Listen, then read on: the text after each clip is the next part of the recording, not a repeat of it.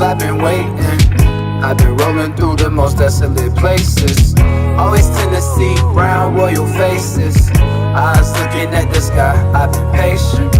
I've been patient, I've been patient. When we ask people, I'll start to awaken. I've been patient, I've been patient. When we ask people, I'll start to awaken.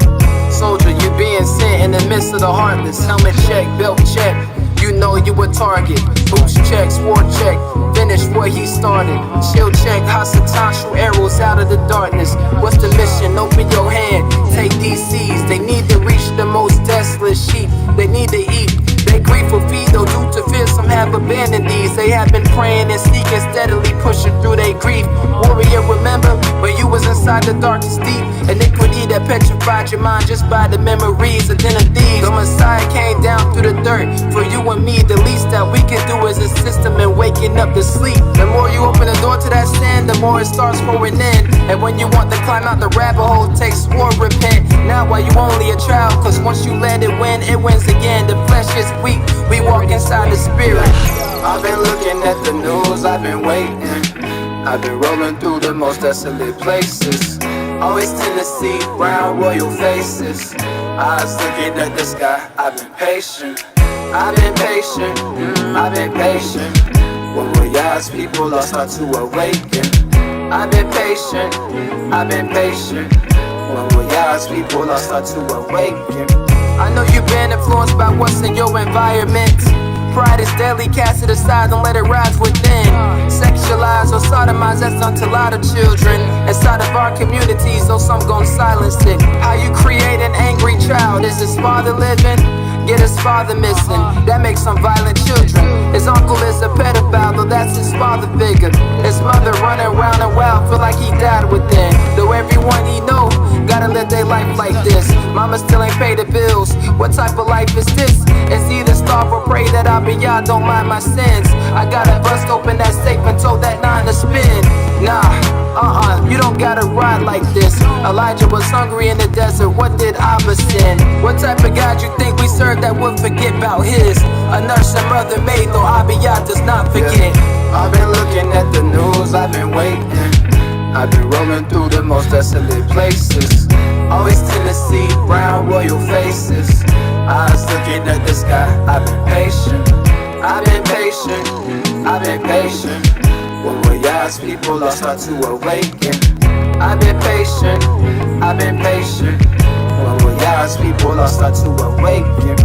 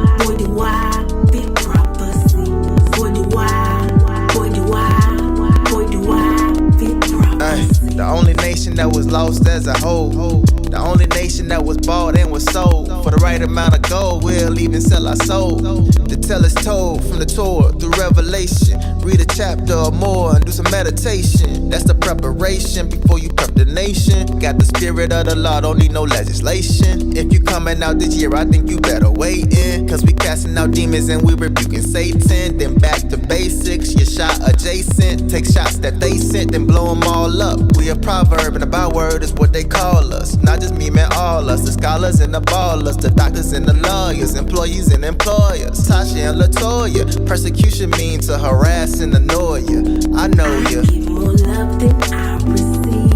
Look at my life and look at my dreams. Thought of myself every time that I read. Boy, do I fit the prophecy. Boy, do I. Boy, do I. Boy, do I. Boy, do I fit prophecy. Boy, do I. Boy, do I. Boy, do I fit prophecy. If not the coldest, sure the closest. Seeking wholeness, kingdom scoping, walk the walk before your retros told us. Scripts unfolding, must remain focused, enduring through the heavens in motion. Every chance I get, thought the end would come quick, man. Need treasures to maintain my soul on this campaign. Boots ready to move with that word of peace. Swore sharpened up before I hit the street. Truth is my belt is girded up for health. The best to make us protect through his righteousness. The shield the size of must see, but to save you, my mind protect my dome piece. Stop and see this holy line that we trail it for property. And when I get to lapping all these squares, it's monopoly. I get bored with the game, unless I'm on my grind constantly, trying to fulfill prophecy. I receive. Look at my life and look at my dreams. Thought of myself every time that I read. Boy, do I fit the prophecy. Boy, do I. Boy, do I. Boy, do I. Boy, do I fit prophecy. Yeah. Boy, do I. Boy, do I. Come on. Boy, do I fit prophecy. How's this for prophecy? I know that works, tribulation and poverty, but thou art rich, and I know the blasphemy of them would say they are the Jews and are not the seed, but they the synagogue of Satan. That's why they be hating on the chosen generation. Just look at how we came in. Some of us was born here, the others came on slave ships. Started from the top, now we dying in the basement, digging and scraping for diamonds and treasure. Under pressure to dress just like our oppressors. It started making sense and then I made the connection. Now I read the scriptures like I'm looking at my reflection. Looking back at my life, the way that I treat my wife, the way that I raise my children, this was all prophesied. 10 toes down and I'm barely holding on. That's as high as in the valley of the dry bone.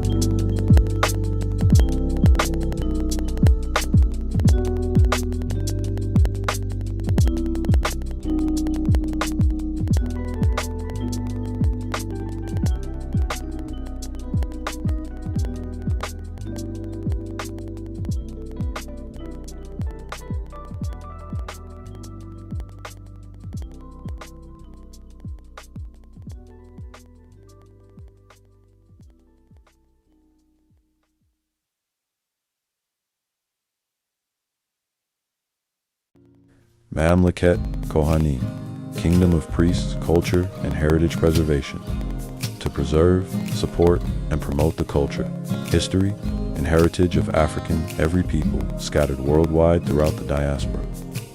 Objective is to raise awareness and support to assist those who descend from the ancient African every groups, scattered throughout the globe with their desire to learn more about their history. The organization's efforts will be to connect with others of this heritage, scattered through the world through education, research, networking, media, and charitable efforts. Exodus chapter 19, verse 5 through 6, King James Version. Now therefore, if ye will obey my voice indeed, and keep my covenant, then ye shall be a peculiar treasure unto me above all people, for all the earth is mine, and there shall be unto me a kingdom of priests, Mamleket, Kohanim, and a holy nation. These are the words which thou shalt speak unto the children of Israel. 1 Peter chapter 2, verse 9 through 10, 9sb 95. But you are a chosen race, a royal priesthood, a holy nation, a people for God's own possession, so that you may proclaim the excellencies of him who has called you out of darkness into his marvelous light. For you once were not a people, but now you are the people of God. You had not received mercy, but now you have received mercy. Here are our customs. We turn towards Jerusalem when praying. 2 Chronicles chapter 6, verse 38 through 39 says, If they return to you with all their heart and with all their soul in the land of their captivity, where they have been taken captive, and pray toward their land, which you have given to their fathers, in the city which you have chosen, and toward the house which I have built for your name, then hear from heaven, from the dwelling place, their prayer and supplications, and maintain their cause, and forgive your people who have sinned against you. We blow the shofar, or trumpet, every feast day and Shabbat. Numbers chapter 10, verse 2. Make yourself 2 trumpets of silver, of hammered work you shall make them, and you shall use them for summoning the congregation, and for having the camps set out. When both are blown, all the congregation shall gather themselves to you at the doorway of the tent of meeting.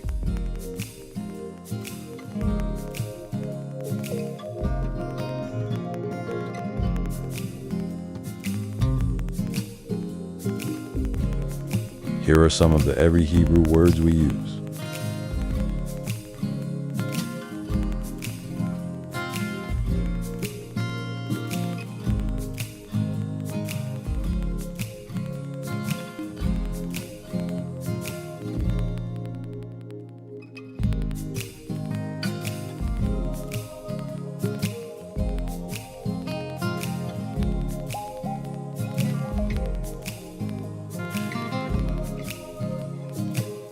If you are interested in merchandise, please visit our website at https://mamleketkohaneim.org. Please read if you are interested in becoming a monthly member, giving a donation, or becoming a volunteer.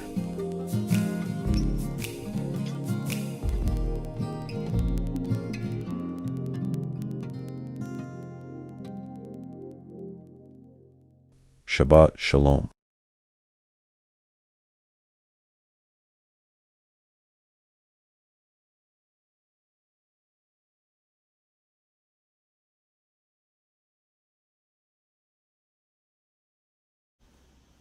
Shabbat Shalom. We thank Yah for another blessed day. We praise Yah for allowing him to come together and give him praise on the day that he actually meant for us to do so.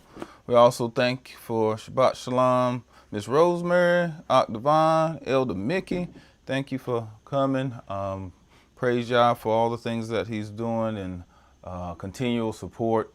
I was not feeling well the last couple of weeks, so I thank Yah for all the prayers and the blessings and encouragement and the offering to bring stuff to us. So, it's good to have a good mishpachah, good family around. So, it's one of those wake-up calls as well. So I really have to decide, make some changes in my life and stuff like that. But, all for the glory of Yah. He always has a reason. So some of that could actually be a blessing where we can actually open up a lot of what we're doing to more of our online community as well. So, please be mindful of that as you come and be a part. Yah is reaching people all throughout the 4 corners, and he still has a plan for our people. So I'm glad to be still part of that, however he so chooses. So praise Yah, praise Yah. So here we got Isaiah 56. I'm going to read for the scripture, and it says, "Thus says Yahuwah, preserve justice and do righteousness, for my salvation is about to come, and my righteousness to be revealed. How blessed is the man who does this, and the Son of Man who takes hold of it, who keeps from profaning the Sabbath, and keep his hand from doing any evil. Let not the foreigner who has joined himself to Yahuwah say, Yahuwah will surely separate me from his people. Nor let the Enoch say, behold, I am a dry tree. For thus says Yahuwah to the Enochs who keep my Sabbath, and choose what pleases me, and hold fast my covenant, to them I will give in my house and within my walls a memorial, a name better than that of sons and daughters. I will give them an everlasting name which will not be cut off. Also the foreigners who join themselves to Yahuwah to minister to him, and to love the name of Yahuwah, to be his servants, every one who keeps from profaning the Sabbath, and hold fast my covenant, even those I will bring to my holy mountain, and make them joyful in my house of prayer. Their burnt offering and their sacrifices will be acceptable on my altar. For my house will be called a house of prayer for all the peoples. Yahuwah will gather the dispersed of Israel, declares, yet others I will gather to them, to those already gathered. All you beasts of the field, all you beasts in the forest, come to eat. His watchmen are blind. All of them know nothing. All of them are mute dogs, unable to bark. Dreamers lying down, who love to slumber. And the dogs are greedy. They are not satisfied. And they are shepherds who have no understanding. They have all turned to their own way, each one to his unjust gain, to the last one. Come, they say, let us get wine and let us drink, heavily of strong drink, and tomorrow will be like today, only more so. Hallelujah. Read Isaiah 56. Let us pray. Turn towards Jerusalem. We praise you, Yah. We just thank you for all the things that you're doing and all the things you're going to do. We just thank you for life, for breath, for, being able to have the provisions that we need by the blessings of your hand. We thank you for blessings even in time of despair. We thank you for joy even in the time where we're going through grief. We thank you for love even when we don't deserve it. We ask you to help our hearts to be conformed to the things that you so desire for us to do. Help us to have a zeal and a love for you are life, you are everything, you are our creator. And we just thank you for all the things that you have done and even given us your son, Yahushua HaMashiach, died for our sins. Only through him can we get atonement. We just thank you for the sacrifice and all the things you set up even before he came to be a foreshadowing of what's to come. We thank you for allowing the things to be done in a way that we know will be done in heaven. And we ask you to help us to allow your kingdom come, that will be done on earth as it is in heaven. We love you. We praise you. Ask you to be with us as we continue to give you glory, honor, and praise based upon the love for you and the commandment of your word on this Shabbat. In Yahushua HaMashiach's name we do pray. Hallelujah. Amen. We'll have a song by my Isha.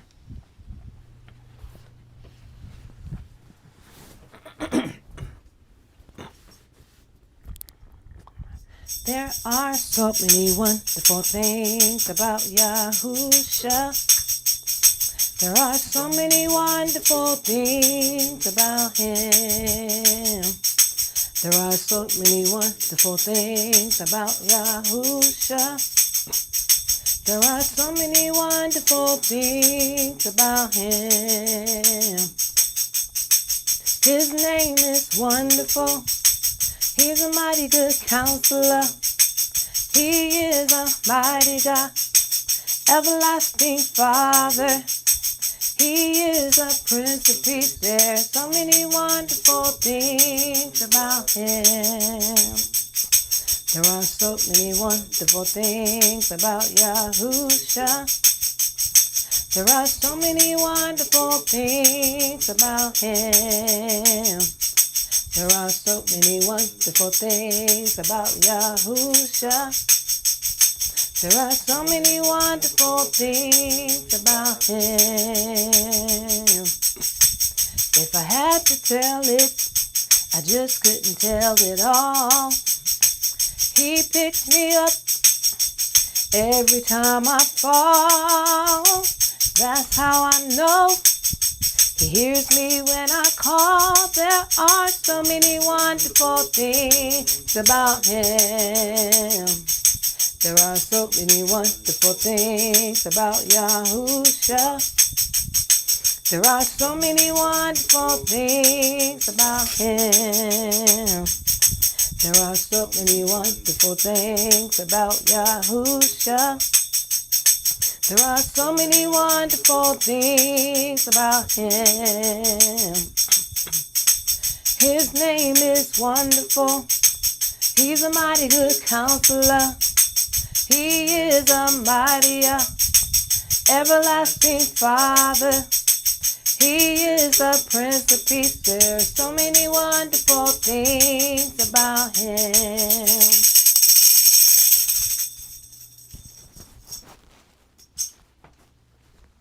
All right.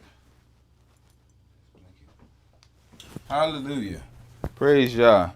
There's so many wonderful things. I forgot to blow the shofar. Let me blow the shofar.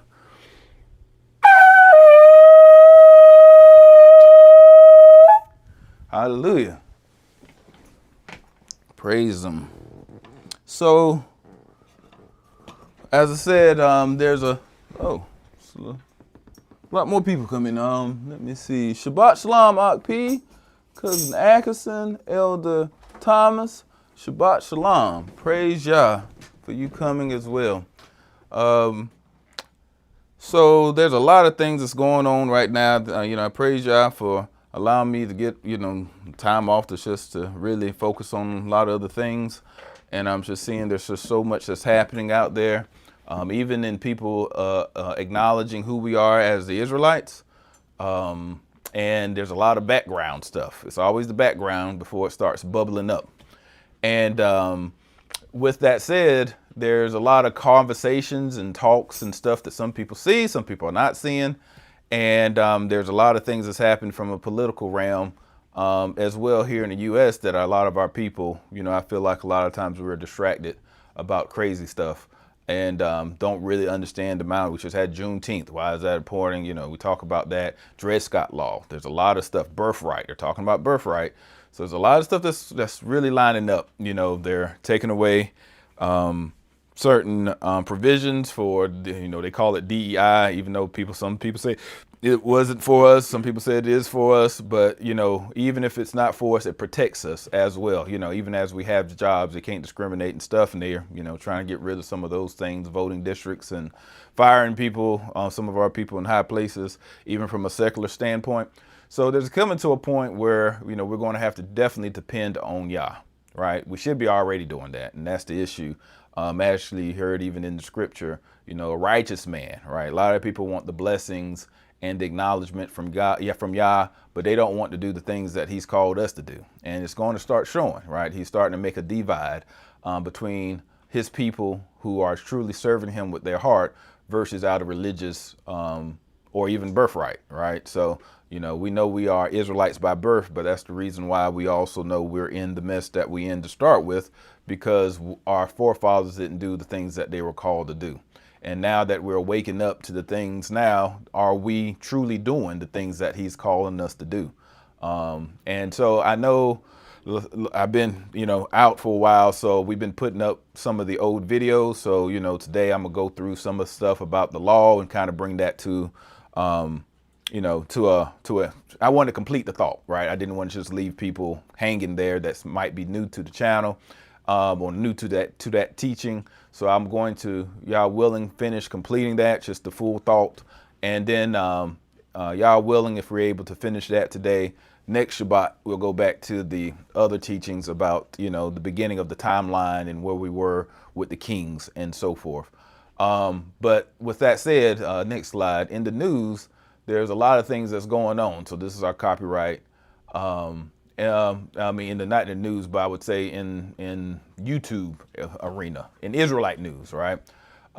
There's this pastor, Fred Price Jr. He is the son of Fred Price, a very popular black preacher back in the 80s and 90s, maybe even the 70s. And he had the biggest church, I want to say, in America at one time, in Crenshaw, back in California. He was teaching, he was treated bad one time by white Christians that he was a part of, and he started teaching about a lot of, like a whole series about black people, right? And where we come from and some of the stuff, racism and all these things. And in there's some stuff that came in about us being the Israelites, right? It's very faint. We'll play it today, Yah willing. But then now his son, Fred Price Jr. is going out, and he's been teaching this for a while. I know he was teaching about frats and sororities. This is like, when I was, minister, Christian minister stuff before all this Israelite stuff really got popular.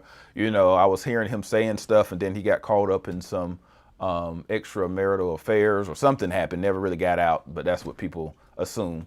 And he repented, got himself back in line, and now he's actually coming out with a lot more stuff, about who we are as Israelites. So even like last year, he was already talking about his connection to the Israelites. And, I was peeping it for a while. I was like, that's interesting. But, a lot of people were waking up saying a lot of stuff. We were Israelites, even Christians. He went into a little bit more depth about it and showed his DNA. He did a lot of that stuff too. And I thought it was very interesting, the fact that he, started talking about it from a historical standpoint. But then he kind of took a couple of steps back and try to say that all the Jewish people, everybody, all that stuff he started bringing up. So there is a conversion piece, and then there's a birthright part, right? So bloodline part. So, he kind of mushed it all together and kind of, because, his church is probably a lot more diverse now. I'm just assuming because, people were waving the Israeli flags, and there was stuff going on, with the war, some of the beginning start of the war and stuff. So he was trying to kind of, blend it all in together. So that's just going to be this first video that we see. And then he starts speaking to other Christians about who we are. And that was more recently. And then he starts, and we'll talk a little bit about that, but then he starts to, talk about Hebrew Israelites. He says we are the Israelites and stuff, but then he starts talking about the law, right? And, trying to say certain things doesn't matter now because we're all, kind of like the new Israel kind of thing. But then he more recently ends up talking to, I think we should see P saw as well, that he starts talking to, he came and spoke to the camps, IUIC. And he was amazed. He didn't know about some of the, background. He thought everybody was just yelling at street and stuff like that. And he sat down and had a conversation with them about their beliefs. And he was, a little shocked on some of the popular beliefs. A lot of people, once again, I tell people, they try to put a stereotype or a bad stench on who we are as Israelites by showing the worst of the worst, right? They don't show Capers Fune, Michelle Obama's first cousin, who's the black Jewish leader of the world. You don't ever see him on TV. Nobody even knows much about that group, the black Jews, even though I'm not a black Jew because they don't believe in Messiah. And some of their stuff is not, it's more geared towards Judaism than being African-American in our background, even though they do acknowledge some of that. And so there's a lot of those conversations that's going on. It's important for us to understand what's going on because there's some things around prophecy that's happening, and there's things from political side that's happening as well. And sooner or later, they're going to meet, right? There's a political movement to control this conversation, right? So, and then there's Yah's plan as well. So I think all this is starting to come to a head a little bit. And I thought it'd be good, since we're talking about the law before that, is to have a lesson that also connects to that, along with showing you some of it. Like I said, we put these things out for you to go and see it yourself. So we only put the disclaimer out because we can't show the whole video, right? Of this hour, 35 minutes here. The other one's like an hour or something. All these videos are long. So just wanted to, allow you to find the videos, to go and find it and do your due diligence to make sure you know what's going on in the world. All right, so we're going to just start with this first one, and then I'll talk a little bit about it. And then this is just to show you where he starts talking about his DNA, some of the same things you saw even with me when I start showing my DNA and stuff like that. All right.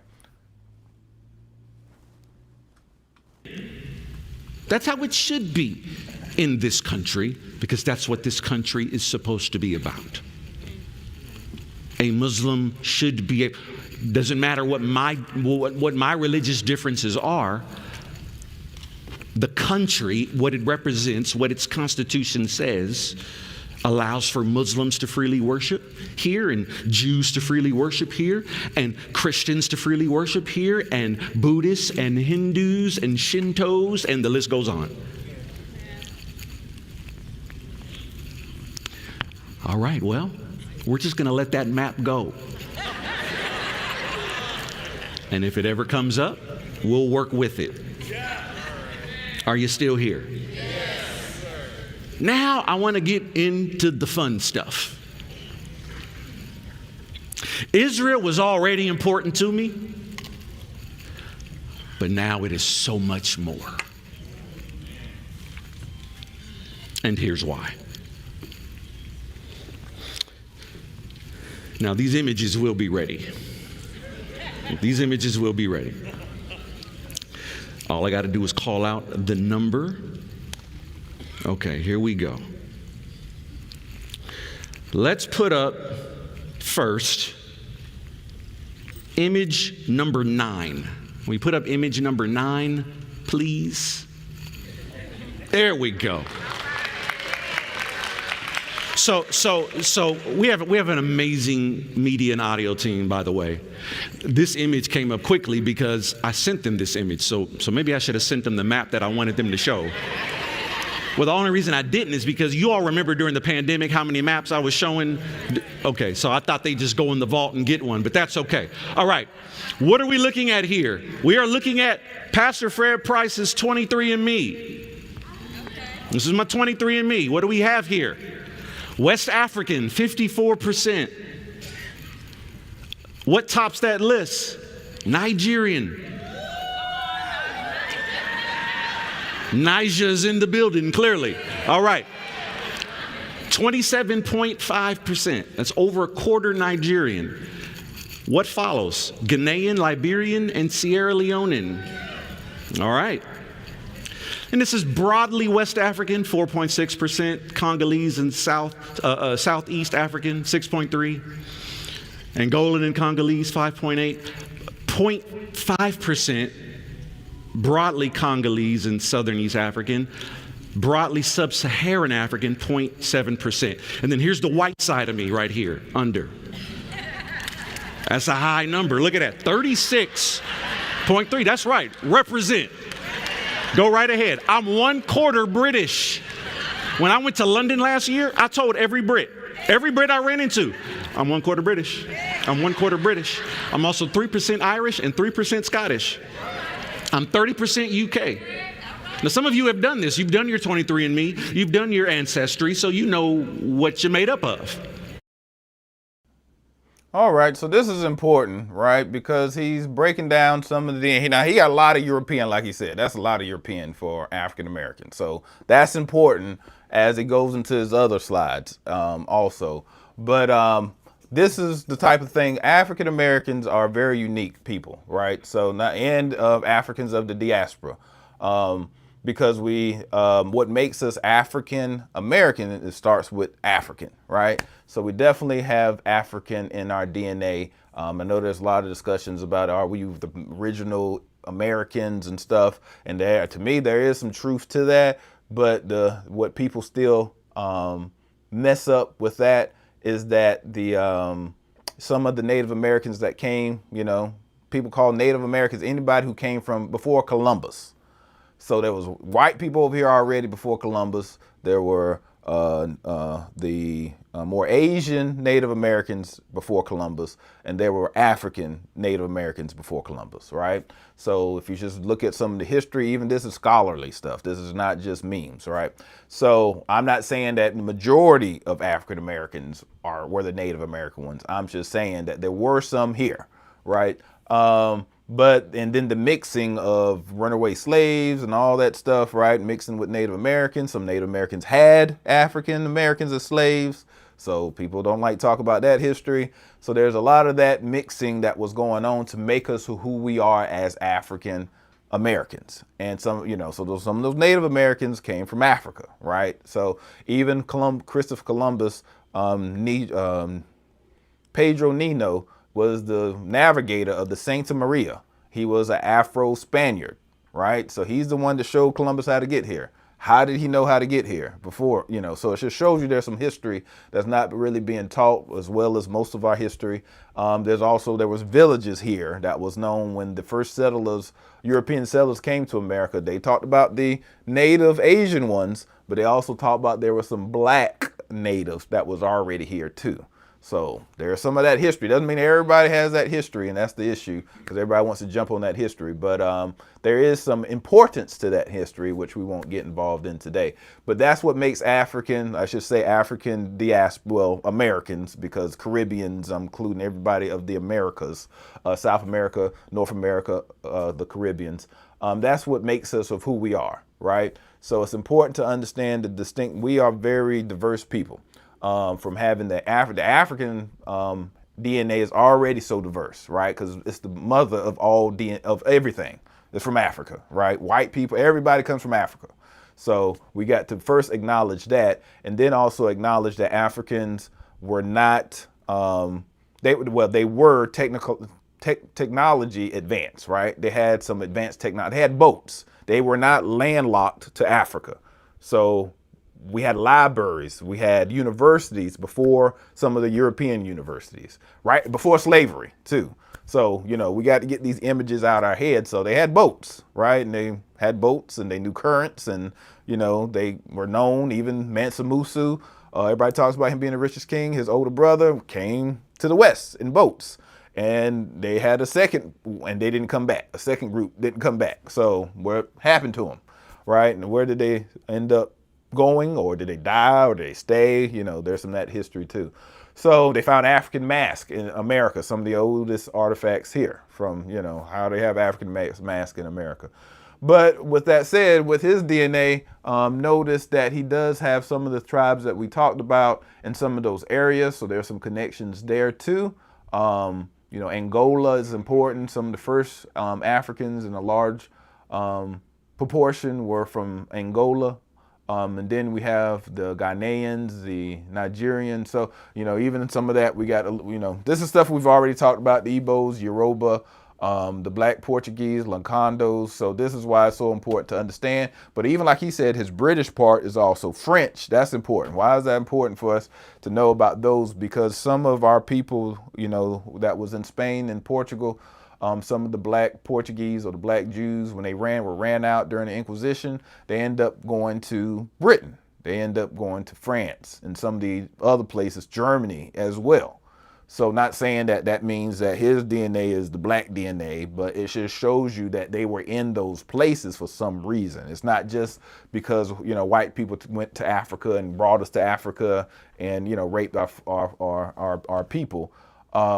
That did happen, but then some of us also were in those areas. That's why I talk about my Black Portuguese great-grandfather, and I find out so much more information through some of my cousins that's finding me or I'm finding them. It's showing that, we got some of his, my family on that side is in Canada, right? And they're Black, and they got the same last name as my great-great-grandfather. Or they're in Britain. Oh, no, they're in France. They were in France, being Black. And they migrated. So of course they might have, messed with some of the women and stuff like that as they went to these different places. So some of that could actually mean that too. So just want to kind of bring that out. But the DNA tests, some of the DNA tests are skewed too. So just want to make sure I just put all those disclaimers, because I know how some of our people are. So just want to make sure, you follow along with what he says, because it's important as we go through some of this as well. Okay. So next, thank you. Little bit of French and German. Our family thought we would have more French because my father's middle name was French. And it was daddy's daddy or daddy's granddaddy that was a full Frenchman. Who was daddy's grandfather was a full-blooded Frenchman. So we thought we would have had more French. Nevertheless, this is my 23andMe. Again, the highest percentage is Nigerian. Well, that kind of makes sense. Matter of fact, you see how much of this whole percentage is West African, because those of us who are descendants of slaves, well, where do we come from? Or where did our forefathers come from? Came from West Africa. So this makes sense. So again, you're 23andMe. If you are what the world would call a Black person living in this country who would be a descendant of slaves, your numbers possibly look like this. Now, it depends on your shade of brown or black. That would determine how much European you have in you. Okay, as you can see, I'm what some would call high yellow, or maybe golden, or so anyway, all right. Words Words like quadroon and octoroon, we don't use words like that. You know, when you're, 1/4 black or 1/8 black, etc. Okay.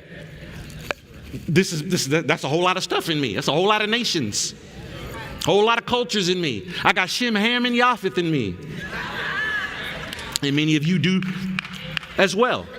Okay, now, again, this is my what? This is my 23andMe. But for a while now, I've been wanting to look even beyond that. I've been wanting to go ancient. And I found it. I found it. Let's do this now. Please put up image number 3. Image number 3. All right. This is what we see here. Let me read it to you. This is my DNA that goes beyond and before 23andMe. And I'll explain to you the difference in this kind of testing and what Ancestry and similar companies do. Neolithic Southeast African, 81.1%. That makes sense. Except you have to consider Africa in its ancient day. European bell beakers, says 6.7%. I don't know what a bell beaker is. In most cases, I would look up something like this, but I tell you what, they're European. And right under that, it says Israelite, 5%. I want to sit there for a second. This is my DNA. And it says Israelite. It says Israelite. This is my DNA. This is not theory. This is DNA. 5%. Okay. Now let's look at this. Again, I love Israel. Always have. Why? Well, I'm called to walk in love because God is love. And the Bible commands us to love his elect of old. But when you find out you're one of them, now again, let me be very clear. I am pro Messiah before I'm pro anything else. I want you to be clear about that. That comes first. But when I look at Paul's writings, I see that while he promotes it first and says it is of the utmost importance, he doesn't forget his ethnicity. Are you still here? Okay. Here's what we're going to look at next. Oh, this one's put up image number 1. This is called the 50 regions test. By the way, this website is called ancientdnaorigins.com. ancientdnaorigins.com. East Africans, 36%. West Africans, 30%. Now, if you looked at my 23andMe, my West African was 54%. But how come my ancient DNA shows East Africa as the highest percentage? Because way back then, you have to remember, there was only a North and Northeastern Africa. Matter of fact, it wasn't even called Africa. It was the lands of Ham. South Africans, 12.3%. Central Africans, 9.1%. This West, this South, and Central Africans, I believe, based on research, they all came from Abraham. All right, so this is just real quick, important why we teach the Table of Nations, right? Genesis 10. It's very important to understand that all people, came from Adam and Eve, but then there was a flood and life reset itself in Turkey, right, where the ark settled. And Ham, Shem, and Japheth got off of the ark and restarted the world, right? So those 3 nations are very important. So if you look through the Bible and you're able to connect Ham, Shem, and Japheth to all the different nations all the way up to this day, some of the people actually know what nations they come from. So that's the reason why identity is important, right? It's not just about looking at the past where people say, oh, you don't have to worry about if you're an Israelite and it doesn't matter anymore. But in Revelation, it says that there's going to come a time where there's Gog and Magog. That's sons of Japheth. So that's important, right? Because that's future prophecy. And if you take that, as we also have taught multiple times, take it to Ezekiel 37, 38, right? Even 36, all the time we're talking about the dry bones waking up and, in the future, and also the nations that's going to come against Israel as well, right? So we know that there's a lot of those nations that's going to be coming against Israel, and it talks about, Gog and Magog, Tarshish, Togomar, talks about even like the Elamites, Persians and Libya, Africans. So we got to understand this for the future, not just for the past, because it's still part of prophecy. So he's going to talk a little bit about the makeup, but this is why it's important. So a lot of people try to just discredit and say it is not important. He's even saying it's important. He's a Christian pastor. All right. So thank you.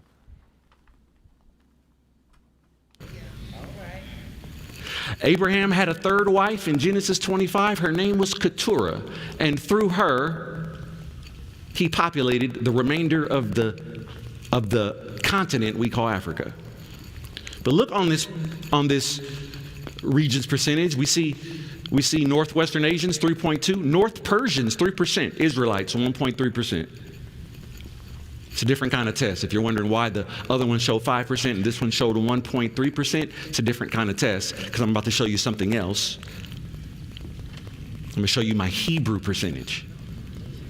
Isn't that the same as Israelite? Not in origin. Not in origin. But first I want to show you this. All right? And please know, I'm not trying to make this about me. I'm taking us somewhere. Are you all good so far? Okay. Put up image number 8, please. Image number 8. Okay, this is a very small percentage. It's only 2%. But as you can read it, my average genetic similarity to the tribe of Dan. 2%. Next image, please show image number 6. Image number 6.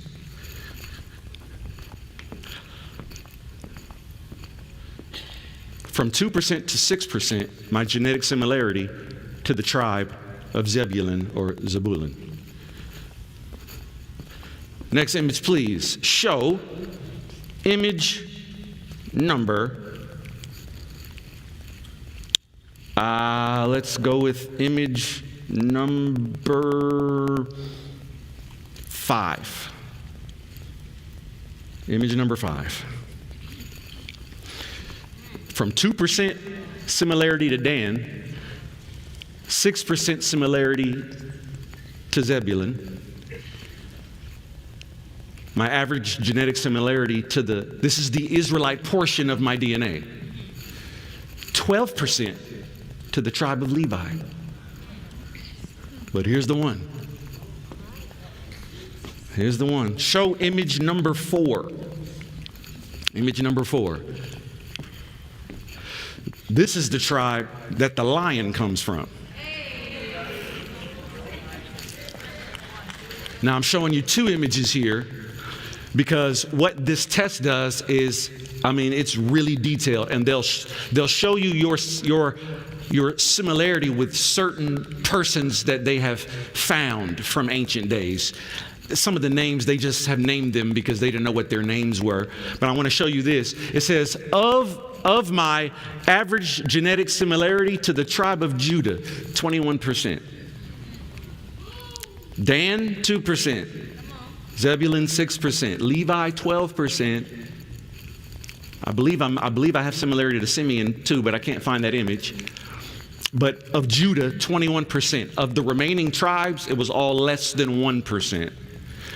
But it says my highest genetic similarity is with a woman by the name of Nekah from the tribe of Judah.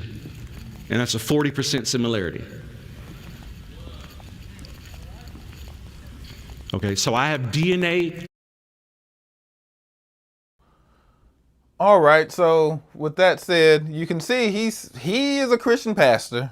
He's saying a year ago, why this is just popping up now when this is something that actually happened a year ago.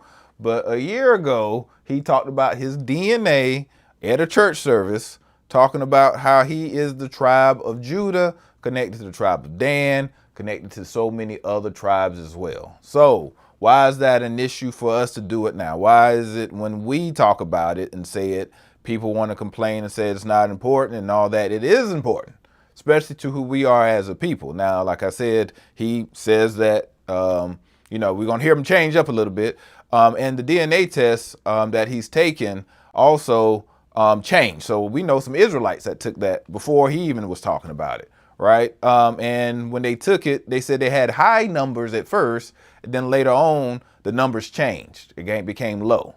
So that's interesting, right? And then even the guy, the Jewish man who actually owns that company, some of our Israelite people sat down with him, talked to him, and then called him out on some of the numbers and how some of the numbers were skewed as well.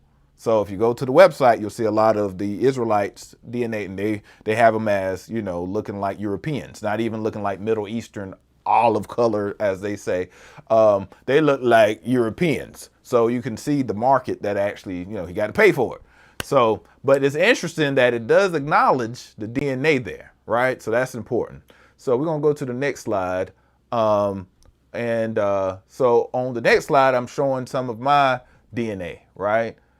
So my DNA is all around the world. So we know we got to be four corners, right? So it shows you my DNA is all, now everybody's not like this. I got some special stuff going on, but you can see how my DNA touches every less livable continent that's out there, right? So that's important to understand because our people migrated during the Silk Road. Our people, North Africa, South Africa, East African, our people were mixed up in European lands as well. As I said, came to America, so all around the world. All right. So next, and then this is my DNA, Portuguese. I should put this is from an old slide. Showed this many times. I had a great grandfather Scipio from 1840. He was born around that time, and he was considered to be mulatto. And then on my DNA chart, this is 23andMe, the older one. I heard it's been updated, and it shows you even more stuff. So maybe after all the breach and stuff, I kind of got nervous there, but I know now they're probably even more secure. But here, and hospitals are being hacked for your DNA now. So, your DNA is out there, I'm pretty sure. But you can see how it has my Spanish, Portuguese, Angola, Indigenous American on 23andMe. And people call that Melungeon and stuff when they mixed in together and they came to America and stuff like that. But I know my history of my grandfather, and just like I said, on this test says you had to have somebody before 1830 that was full-blooded these things, right? So somebody in my family had to be full-blooded Spanish or Portuguese, full-blooded Angolan, Congolese, and full-blooded Indigenous American in 1830. So this is important, right? Why we do these tests and stuff as well, because we know that the Black Portuguese, right? Who's the Black Portuguese? It seems like a big mixture of people that were kicked out, ran to America and stuff and mixed, right? My great grandfather didn't come to America until 1860. So, the story's kind of like checking, right? So next. And then this is my, I taught this, I just pull it, might look like I'm flying there, but this is an old clip that I took recently that I spoke about, right? The same DNA that he showed is the same. Mine is Levite and Judah, but majority is Judah. It's the same, make sure I'm right by this. Yeah, the same. If you look onto the right side where it says 20%, it says all the way to the right, it says match who was Neca. Same woman that he mentioned, right? And he had greater numbers than me, right? So, and this was actually a body that was in the, in the dirt that they, pulled out the dirt, and this was in Bethlehem. So, right? So this is why these conversations are important. All right. So with that said, let me show you a quick clip of his father, right? So we talked about him. What does his father say way back in the 90s or 80s about who we were? This is a quick one. And I showed this one before as well. But, we can see that this is not something that is new, right? This is his father. He was one of the biggest pastors of the biggest churches in America at the time. So let's see what he says. Read the book of Revelation, and it talks about the 12 tribes of Israel that 144,000 from the 12 tribes of Israel, 12,000 from the tribe of so-and-so, do you know that one of those tribes is the black tribe? And we have never known this. They didn't tell us this. One of the 12 tribes. So he talks about Revelation, why Revelation is important. This is future prophecy, right? So he's talking about why this is important way back in the 80s and 90s. Why don't more ministers, now all these black piss, everybody looked at this back in the day. I remember my mom used to look at him back in the day. So why haven't they been teaching this? Now he's surprised at it, right? He came across some good information. He's like, oh, look, wow, this is something that was hidden. They never told us. Right, so doesn't that sound a lot like what they're saying now? They never told us how we find out about this, right? So, you know, I'm not a person that actually teach hate against other nations and, you know, camps and stuff, but they was exposing it, right? They were on the streets, corners, and saying this stuff, and people just disregard it, right? Thankfully, challenged people, so we had to go back and look and check out the information, but it was already out there. So this is nothing new. And it's important because these are Christian pastors saying this, right? So it's important that, and now we have, you know, like I was saying, Jewish people are acknowledging us now. If you saw some of the videos, if you're on my personal page that I've been sharing, that they have been acknowledging us as being Israelites. Why are they acknowledging us now? It's been 400 years. They're now acknowledging us and telling, so like I said, even before, I had Jewish people helping me, inviting me to synagogues when I was speaking at work. And, people there, they were like, our own people scared of the information. I'm getting commended by Euro-Americans, as well as Jewish people getting sent. So it's like, why is this fear of our people of receiving this information? And why is it a gatekeepers at some of the churches? We know we got Masons and frats and sororities and some of those things. And why some churches actually talk about it and some don't.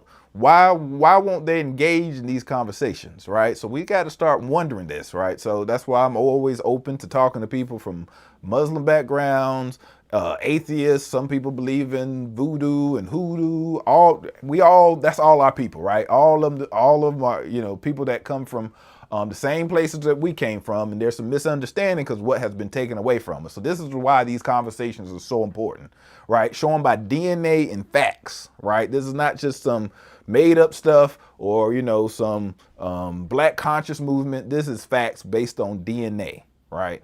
So let's hear what he talks about a little bit, and then we're going to go to the other video and bring it to an end. Israel is a black tribe. Now, I haven't got time to go into it. That's just some bait. All right, go to Genesis chapter 41.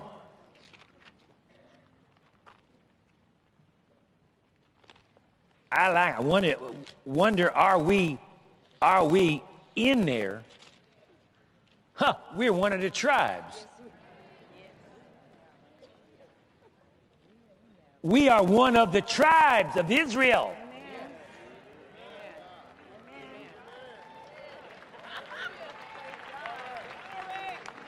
And they have hidden this from us. Y'all are mentioned in the book of Revelation. Now, this is historical, I'll tell you. This is history lesson, but it's good history because I'm in it. And brother and sister, if you're not interested in history that you're in, you did. So he says it's important, right? That he's excited about it. Shouldn't we be excited about being connected to the people of Israel? To me, it's scary, really, because now we are accountable. And I think that's why people don't like it.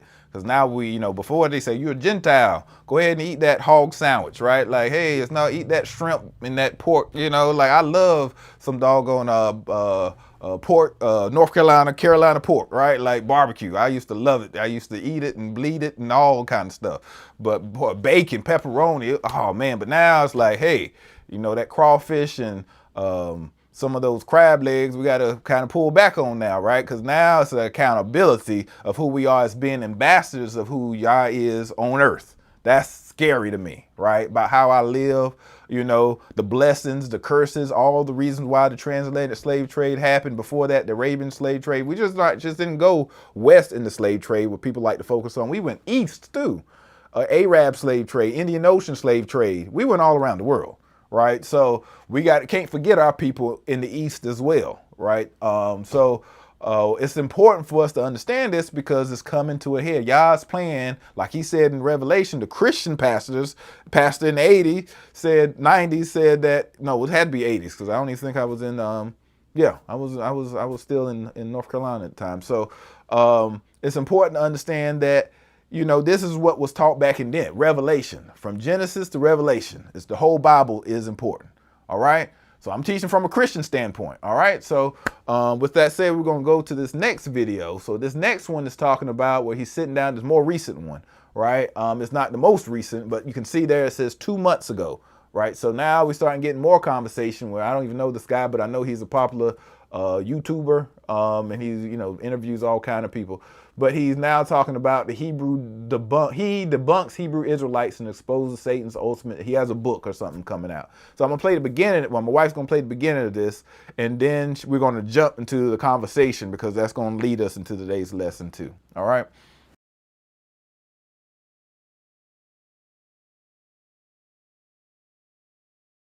Pastor Frederick Price Jr., y'all. The folk today that are known as Israelites aren't quite looking like the Israelites in Scripture. Oh my gosh. I'm not saying the Jews we know today as Ashkenazi Jews are not Israelites. White-skinned Jews are not the only Jews. As a matter of fact, white-skinned Jews are not the first Jews. Here's what can't be denied. There were Hebrews in West Africa before the slave trade. Discovering that you're an Israelite, I mean, that's awesome, but it's irrelevant to your salvation. That's not going to save you. If we're supposed to be following Jesus, how are we going to like reject Jesus by not doing what he did? Maybe the word fulfill is the problem. This is where some of you Hebrew Israelites, this is where y'all get in trouble because you quote Paul, the dude who told us it has been fulfilled. If you don't do one aspect of the law, you are a debtor to the entire law. Not one human could keep the whole law. Only Jesus could. You're trying to keep the feast days and the high holy days and you're not even doing it right. How would you minister to someone who's like, I don't like what I've been sold? And I would say what you've been sold isn't even in the book that they're selling it from. To call Christianity the white man's religion, the argument doesn't work because the book condemns them also. We have come into contact with angels and we didn't know they were angels because they look like you and I. They have transformative powers. Demons do not. They don't have their own bodies because Genesis 6 tells us the sons of God. The 8-minute mark. All right, so I see a comment. Somebody got rid of. Somebody got rid of comment. I'm cool with that. But some people were talking about, you know, we can't find DNA, and I think they said I was tripping or something. Thank you, moderators, there for helping us out. But it's okay sometimes to it's good to have these conversations as well. But the problem with that, right, that they can have DNA and find us all the way to the Middle East as Egyptians, right? And people will embrace that. And a lot of times people don't understand that even in the Egyptians that the Pharaoh, what was his name? Ramses III, he had E1B1A in the Middle East, right? Considered Egypt, right? Egypt was considered the Middle East, right? So if they say that E1B1A DNA is West African, why are we finding our DNA in the Middle East, right? Doesn't make sense. And most of the pharaohs did not have E1B1A either. So why did this one pharaoh after the time of the Israelites going from Egypt to Israel, how did he get E1B1A during that time, right? But science doesn't matter when it comes to the Israelites, you know, even in some West African traditions and some of the tribes, they say they come from Israel. And then people are like, oh, they're dumb, right? They don't know what they're talking about. So some people are so caught up on European, Western thinking, even our own people, that it blinds them because, like I said, it goes back to accountability, right? We want to be special, so we connect to Egypt, that, you know, civilization that has died and been gone, and white, you know, a lot of European archaeologists basically told them about who they are as Egyptians and stuff, right? We'll connect to the voodoo culture and some of the West African cultures where even some of the people there said it's not good. You know, some of our people in Africa like, oh no, be careful with that and stuff like that. That's not good. That live in those places now. We won't listen to them. but we will listen to westernized books. And is this my DNA test? No. The guy who actually made this DNA test is in Jerusalem. He's Jewish. So it's like, I always say, out of love for my brothers and my sisters, first we got to define what is fact. What is truth, right? How do we get truth? Is truth based on DNA? Oh, no, I think my brother there was saying, oh, that's crazy or something he said. The comment's been deleted. So I'm like, so don't listen to DNA, even though they're robbing people, we finding criminals and stuff based on DNA. DNA don't matter with my baby's mama and all that stuff on TV. Throw away DNA. Okay, what primary sources say that some of the tribes and Black Portuguese and some of those came from Israel. No, we don't want to listen to that. Okay, so archaeology has some of the ancient Israelites look like black people. Don't listen to that. They got cornrows and stuff, look like stuff in their hair and stuff. Don't listen to that. The Bible even says that they were Afro-Asiatic people. Don't listen to that, right? Like, what are we listening to, right? Memes? Right? Are we just listening? So I even showed even this week, even on the page and stuff, how, you can go to AI and AI would tell you that some of the Western teachings were racist. It's the reason why they try to hide. They even say this, how they change the color of certain. So what are we listening to? That's why I think it's important first to start with that. And that's why I always, invite brothers and sisters to have some of these conversations and why we need to have these conversations, right? So, you can take DNA and find some of the small, some of the archaeology all across the world in the BCs and nobody has problem, dinosaurs, all this stuff. But, when it comes to us, oh, that's not true. So, I think we need to listen even to our scholars and, if we want to start listening to Europeans, fine with me. I have no racist bias. I know some of them do, right? So some stuff has been hidden. Some things, I've seen that is not in mainstream.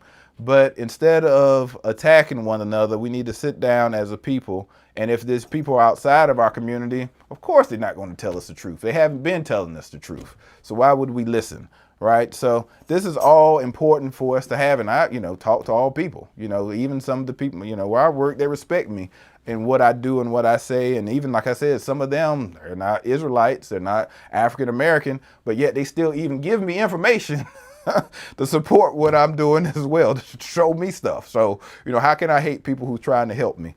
But we do have, people that look like us and people outside of us that's just not going to receive it. And the Bible even says that only a few will find. So, I'm not discouraged about it. I'm hurt because I love my brothers. I love my sisters, right? I want to make sure we have these conversations, but some people just want to do what they want to do no matter what. So they allow certain history and stuff to be biased, to influence, so they won't be accountable to the things that Yah tells us to do, right? But prophecy doesn't lie, right? So the prophecy of the Bible of the past, if that happened, right, the prophecy of the future is going to happen. We didn't create ourselves, so we can't create our own purpose. There's a higher power that's in control. All right, so thank you, Self-Law Y1X, for saying, what you do. I'm not hating on you, you came in here for a reason, and I thank y'all for whatever brought you here. Bless you, right? Baruch atah. All right, so let's go into this video, and then we'll talk. This is where he's going to talk about the Hebrew Israelites part. All right, so let's go and show some of that. Go left. I'm gonna deal with the crazy stuff, and you gonna get both. That's good. That's good. Okay. Now I'm getting the full picture. All right, we're gonna go to some of the things that you learn in your nerd studies, because I'm kind of like that too. Like I'm big on apologetics. I'm big on science and God. Oh, let's go. If you want to talk about what I spent hours watching and listening to, that's me. But I want to talk about this because on this podcast we've never had anybody talk about this, and so I want to do this first. You studied and took deep dives into studying the Hebrew Israelites, their religion, what's real, what's right, what's wrong, why does it exist? I want to kind of deal with even the psychology of why they feel like they need to hold on to it, where did it come from and all that, and how to just kind of dismantle that for people that are watching. I've had friends that I was just like, man, I read that Deuteronomy 28 and bruh, what are we gonna do? Like, we have to go this route. Like, we were lied to. We were sold a lie. So for those people that might be on the fence or may think of being on the fence, I want to tackle this before we get into that other stuff. One, why do we need to be able to stand strong and know what we know to defend against Hebrew Israelite theology? Is it something that it seems like it's a very small niche, but in our community, I believe it's still prevalent in existence. So do you think it's important to deal with these topics? Absolutely. And I believe the platforms of social media have magnified their voices. All right. So I just want to point this out, number one, right? This guy is from what I researched, his history, I don't know if he's straight from Nigeria, but somebody put in the comments, but I know he's Yoruba, right, to some extent. So Yoruba actually have some people called the sons of Ephraim in Yoruba, right, in Nigeria. So the fact that he's not aware of that before talking about what's going on in America, I have concerns, right, that we're losing some of our history even in Africa, where it's been documented that these sons of Ephraim have migrated from Morocco. We talked about that, right, that they were, have pictures of black Israelites in Morocco, and they known to have the story, and they even call like the strangers of the Yoruba, even though they're Yoruba within those tribes. So there's tribes and there's clans of tribes. So you got to understand that. Even when it comes to slavery, even the Igbos, right? There's Igbos, but the Igbo of the Arrow Confederacy, as we taught, actually enslaved other Igbos. So we got to understand that history too, right? So, even some of the Igbos or even some Nigerians won't even apologize for slavery like the Ashanti did in Ghana, right? So it's one thing to ignore the past. It's another thing to accept it and say, hey, and even some of our people, right, that actually were part of the slave trade that got taken away. Some of our people actually went back to Africa and actually enslaved some of the Africans after we got technology and, European alliances and stuff like that, which is wrong, right? We got to also account for that. So there's a lot of that history that we got to truly understand. But the fact that before you come on the platform and you need to look at your own history, right? That's the first thing that's important. Look at what your history is, who you are, what's there in Africa before, saying that this is a problem. And as we showed, Fred Price Jr.'s father said that we were Israelites and he was excited about it. So this is not just like some epidemic that just popped out of nowhere and these black people going around just saying this. This is truth, right? And it was done before this. And like I said, black Jews, they're respected people. They're going around and, they're in these conversations, even with Jewish people. And they even said that about the history is coming from Africa. And there's even Martin Luther King talked about the promised land and stuff. And he actually went to the promised land. People don't know that before he made that speech and was going to take a pilgrimage of African Americans to Israel. In that same time, right before he got killed. And his niece has a book where she talks about the West Africans being Israelites, and she's a politician. So she's a Trump supporter. So it's like, what's going on? Why is this not conversations? It's just the way that people are just trying to push the conversation down while other people are talking about us and they know who we are, but we don't know about any of this to even have these discussions, right? And Shabbat Shalom, Akuti Pam 517, thank you. She said, oh no, well, I see Cousin Hazel first. Shabbat Shalom, Dr. Fred Price was trying to wake us up in the 80s. Yes, so this is the 80s. Thank you. I didn't know it was the 80s or the 90s, so thank you for straightening that out. And Pam 517, I'm so glad you're doing this teaching. In the past, Fred Price Jr. was encouraging us to do the feast days and the feast and holy days. So funny how the story is changing. Wow, that's interesting. Right. So I've seen that happen a lot. Right. So they get to a point and then they're like, oh, this is going to be an issue because if we are saying that we're the original people. Right. And then it comes to the point of the law and, Shabbat, the Sabbath. Right. Like it becomes contention now. Right. Like, OK, we should be doing Sunday or Saturday. The Bible says Saturday. I even, like I told y'all, had a problem with when I was a youth pastor and we're going over the 10 Commandments with the kid zone. That was, what age was that? 4, I think, 4 to 12. And we showed a little video and they said, why do we go to church on Sunday if they say go on the 7th day? I was like, so let's talk to the elders about that. Let me get a response from the elders, because I knew it was Constantine and what he said. That's documented. It's not conspiracy theory. If you think it's conspiracy theory, it's something, there's some issues with your research or whoever told you that. So, it's like, that's a problem, right? So you have to kind of either dumb it down, right? Like, no, let's not talk about that, and now this whole thing about just taking a rest on any day is your Shabbat, that's all new. Right? Back in the day, they should have said Sunday. It changed from Saturday to Sunday, right? They just told you that, right? Because he's the Lord of the Sabbath, right? They try to say that kind of stuff that doesn't really, from a biblical standpoint, make sense. But, at least they said that. But now it's just all kind of craziness. So just want to bring that out. Here's a guy who's Yoruba that has a tribe of Ephraim in Yoruba. He's not saying anything about that, but he's having a conversation with somebody whose father said that we were Israelites. All right. Thank you.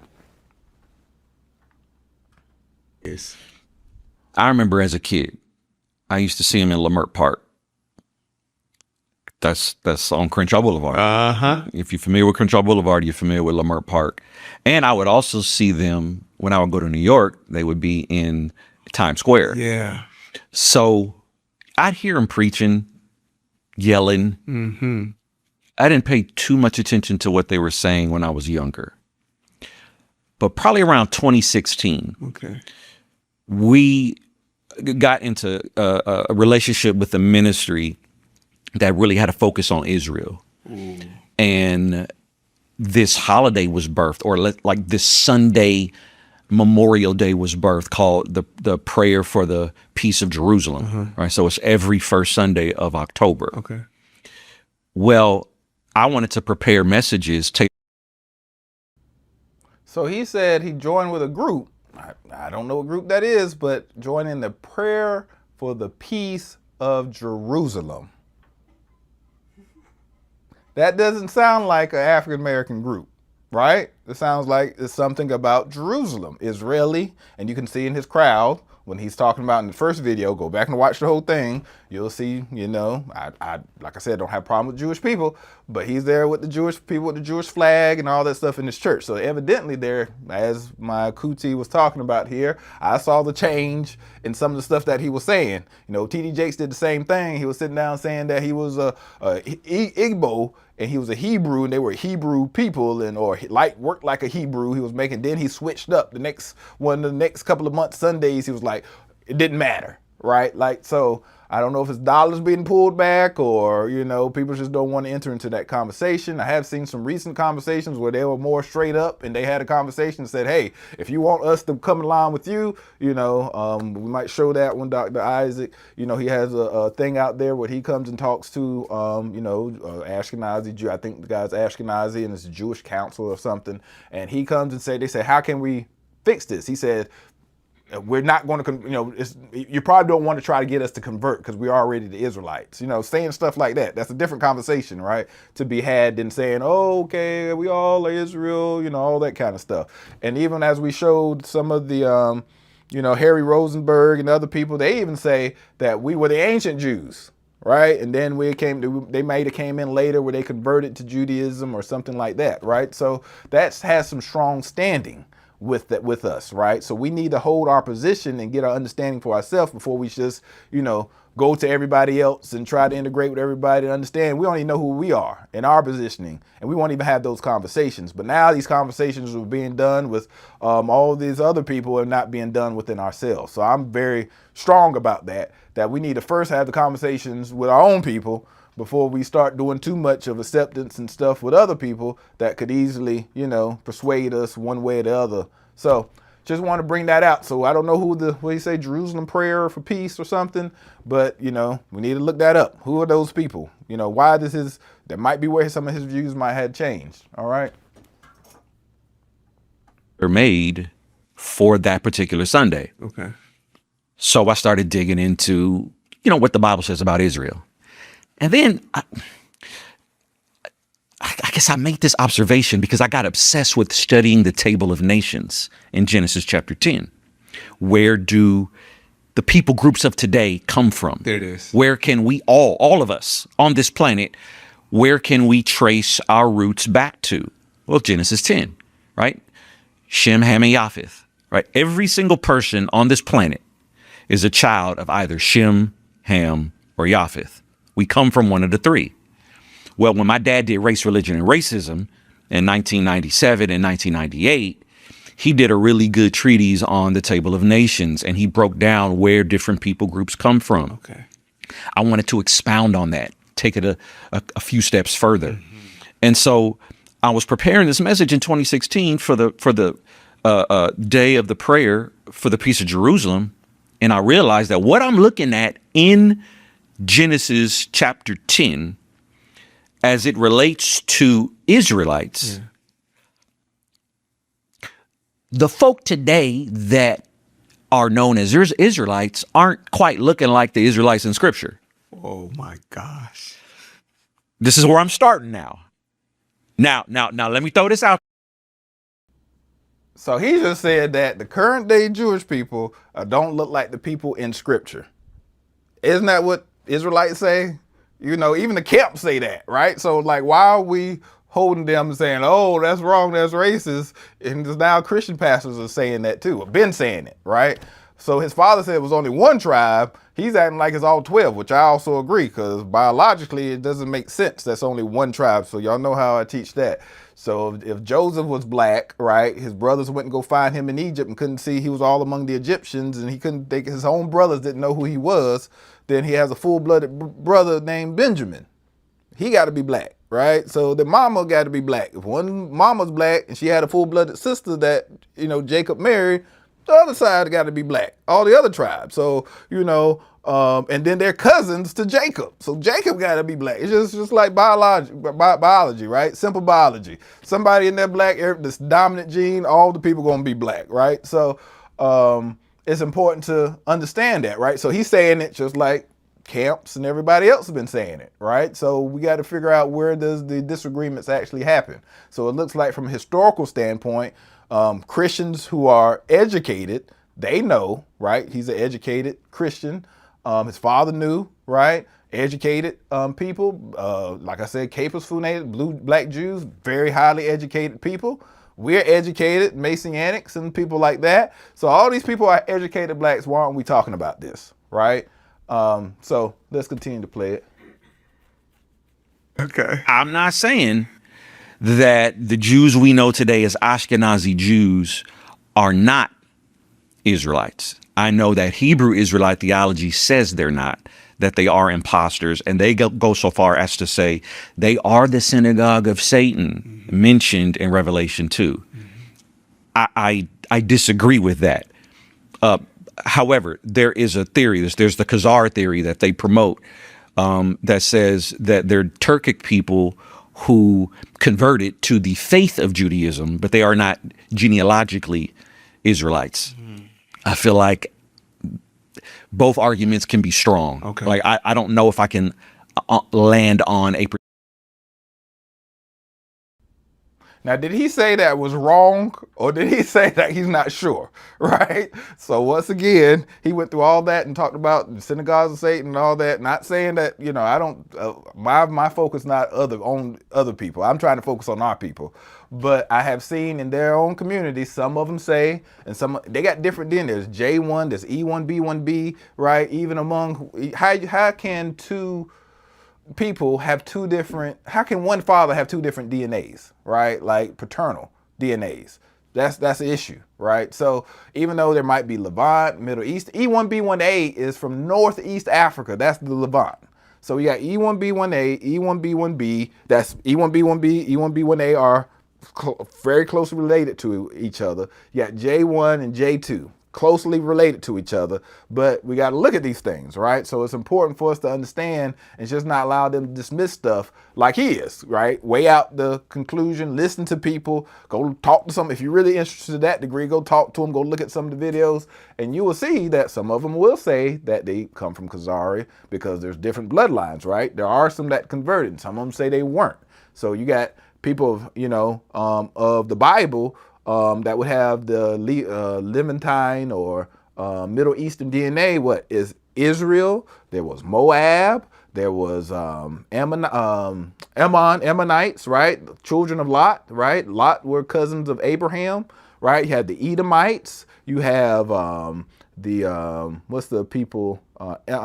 Amalekites, Amalek, right? So all these people in the Bible had Middle Eastern DNA. So how do we know who came from which one, right? I think that's what my brother, or I think it was a brother that said something early, self-law, I don't know if that's a brother or sister, but, or just a person, so Gentile or whatever. But, you know, that's true, right? We don't know whose DNA is what. So that's when we start looking at the story of the Bible, right? Number one, the biggest issue I see is why in the Bible it says that the Israelites were scattered.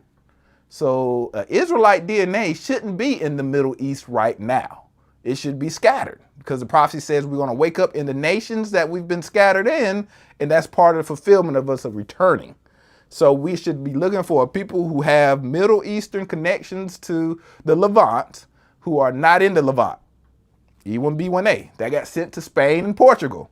Didn't my DNA say Spain and Portugal? Got sent to Spain, got sent to America, got mixed in with Native Americans, got sent to the Four Corners.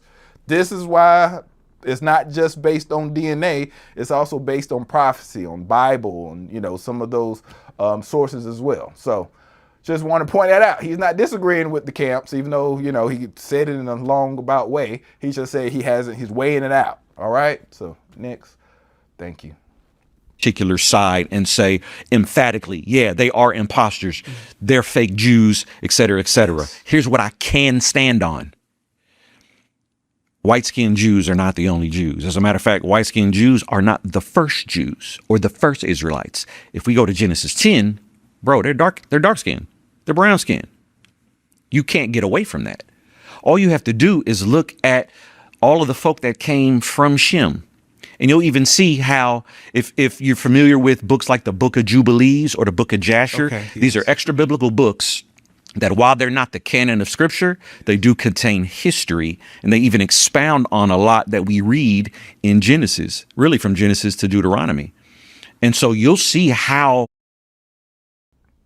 Didn't he just say that how he put it, I don't want to misquote him, the white skin, light skinned Jew, I don't know how he said it, but he said they weren't the first Jews. Didn't he say that? Isn't that what the camp say? Isn't that what, you know, other people say? So just want to make sure people, and he's supported by the Prayer of Jerusalem people, right? So it's not like he's trying to be racist with it. He's just trying to state facts, right? So he talks about Jubilees, an extra biblical book. And it's only extra biblical to the Protestant canon, right, of the Bible. You know, Protestants came and where Catholics really came and put together the Bible. They had the Apocrypha. They took it out, right? They put it as a back book, and then Protestants removed that. But the Ethiopians, who were the older church, actually has the Book of Jubilee within the Ethiopian Bible. Now, you got to make sure you break down the Ethiopian Bible as well and understand some of the history around it. But they do have an older canon because they were older people. So, you know, the black Christians, I would say, the church that started with black Christians, the Ethiopian, the older church, right? That they actually have the Book of Jubilees as part of the Book of Enoch and stuff. So you got to be careful though, because different versions of that book has been made. So you got to be careful with some of that. But yet, from a historical sense, it needs to be looked at, right? So this is nothing different than some of the people that are waking up to understand who we are as Israelites are saying, right? So we got to make sure we compare apples to apples, right? So if one person is wrong by saying this, or everybody's wrong by saying this. So we'll see. We'll continue to see where he goes with this. The seed of Japheth mixed with the seed of Shem, mixed with the seed of Ham, Hamites and Japhethites, and Semites and Hamites, how they mixed and how they mingled, and how you got different ethnic groups, biblically speaking. These kinds of discoveries made me realize, oh, okay, hold up. Hebrew Israelites are pushing that the slaves from transatlantic slavery, right? West Africans are Israelites as a result of Deuteronomy 28:68. I said, they may be onto something. Now, because I'm saying that doesn't mean I agree with their theology. Oh, okay. You can agree with the history, but take up issues with the theology.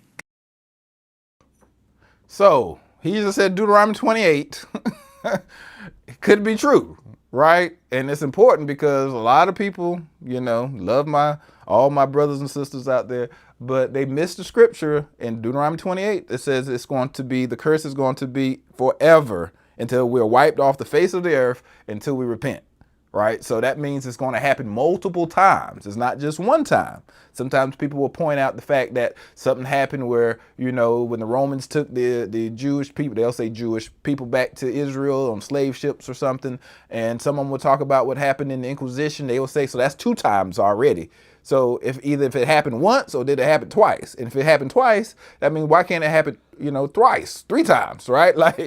And it's going to happen again if we don't wake up, right? Like there's some persecution when it talks about in the Song of Moses. That's why I've been talking about some of the politics and stuff. I don't really like talking about politics because all that stuff to me is just, it's a symptom of us not obeying, right? The whole world now, UN just had the thing about, which we showed about, slavery, transatlantic slavery was the worst crime in history, right? Like, why is that popping up? I'm talking about reparations and stuff. And now there's other countries, Barbados, if talk to our brothers and sisters throughout the world, they'll tell you some of the history and what's going on in their parts of the country, right? There's a lot of stuff happening in South Africa. They're trying to come against other Africans and kick them out and stuff. Like, what's all going on right now in reference to our people while everybody's distracted about what's going on in Ukraine and Iran and all the other stuff, right? So laws are being passed here in America going against our people. So we got to get in line. Who's going to come and rescue? Who rescued the people of Gaza? Nobody. Even though everybody saw it was terrible, it was, it was a crime against humanity. Everybody was speaking up against it, all these countries, and nobody still hasn't done anything to stop it, right? So same thing, what happens to us if we start being attacked? Who's going to come save us? Who saved us over this last 400 years? Right? No matter if you're in the Caribbean, and at least in the Caribbean, some of them have their, presidents and stuff are black and stuff, Barbados and other places. But here, who's going to come save us? Right? So we got to start thinking other than Yah. So if our relationship is not aligned, we can see it happening again. Right? So he's saying theology, but Deuteronomy 28 is theology because now he's making it into prophecy. So he's saying that the stuff that didn't happen way back then is happening now, happening later on during transatlantic slave trade. So that's theology, right? That's end times, that's eschatology, right? He's talking about the future. So if we start taking that into account, that's why I tell people while we were reading, took people through this multiple times. Don't start with Deuteronomy 28, start with Deuteronomy 27, then read Deuteronomy 28. Read Deuteronomy 29, which we might hit on today. Deuteronomy 30 talks about when we wake up to the blessings and curses and our hearts return back to him, then the curse is going to reverse on us. That is theology. Go to Deuteronomy 31, the Song of Moses. We're going to be talking about that, y'all willing, today. And then what does it say in the Song of Moses? Deuteronomy 32. And why is the Song of Moses in Revelation? That's theology. So just want to point that out. Thank you. And so where I would say I have agreement with them, these are the facts. And I don't mean this is stuff we could disagree on. I'm talking about this is irrefutable. Like, we can go to Genesis and show dark-skinned, black-skinned, brown-skinned Israelites, the seed of Shem. We can, and then, don't get me started on Joseph marrying an Egyptian woman. How about Abraham marrying Hagar, an Egyptian woman? His third wife was named Keturah. Genesis 25. It's believed that she came from his household. Well, what made up his household? He had Canaanites, dark skinned. They came from Ham. He's got Eberites, because the Israelites that we see, in Egyptian captivity and that are literally spoken of in the Old Covenant, well, they came from Eber. And Eber's in the line of Shem. And we know that Abram came from that same line. We're talking about dark-skinned people. So these are facts. So that's irrefutable. And there's so many other scriptures I could take you to, bro. There's a Benjamite in Psalm 7 named Cush. Yes. Cush means black, bro. Yes. Why would an Israelite mama name her son black? Judges 20, there's another. And so he's talking about black is Cush, right? So go to Zephaniah, the book of Zephaniah. I think that's right. And he says that he's a son of Cushi. And then he connects, he's an Israelite prophet. And he says he's the son of Cushi, black. So, and he says he comes from Hezekiah. I don't know if that's King Hezekiah or not, but Hezekiah. Could be King Hezekiah. So why is he a son of Cushi? So this is the stuff they call, you know, I can't say it, I guess. I don't know what Facebook, YouTube might do. But if you say it in a racial, the N word, right, in Israel is, you know, Cushi. So there's somebody got to explain some of this to us, right? So that's the reason why it's so important for us to be able to address some of these things, because it is not talking about what's happening then, but it talks about some of the things and viewpoints of our people now, right? So there's stuff that we showed about the, you know, the elder Afro-Palestinian going through Jerusalem, them calling him Cushi.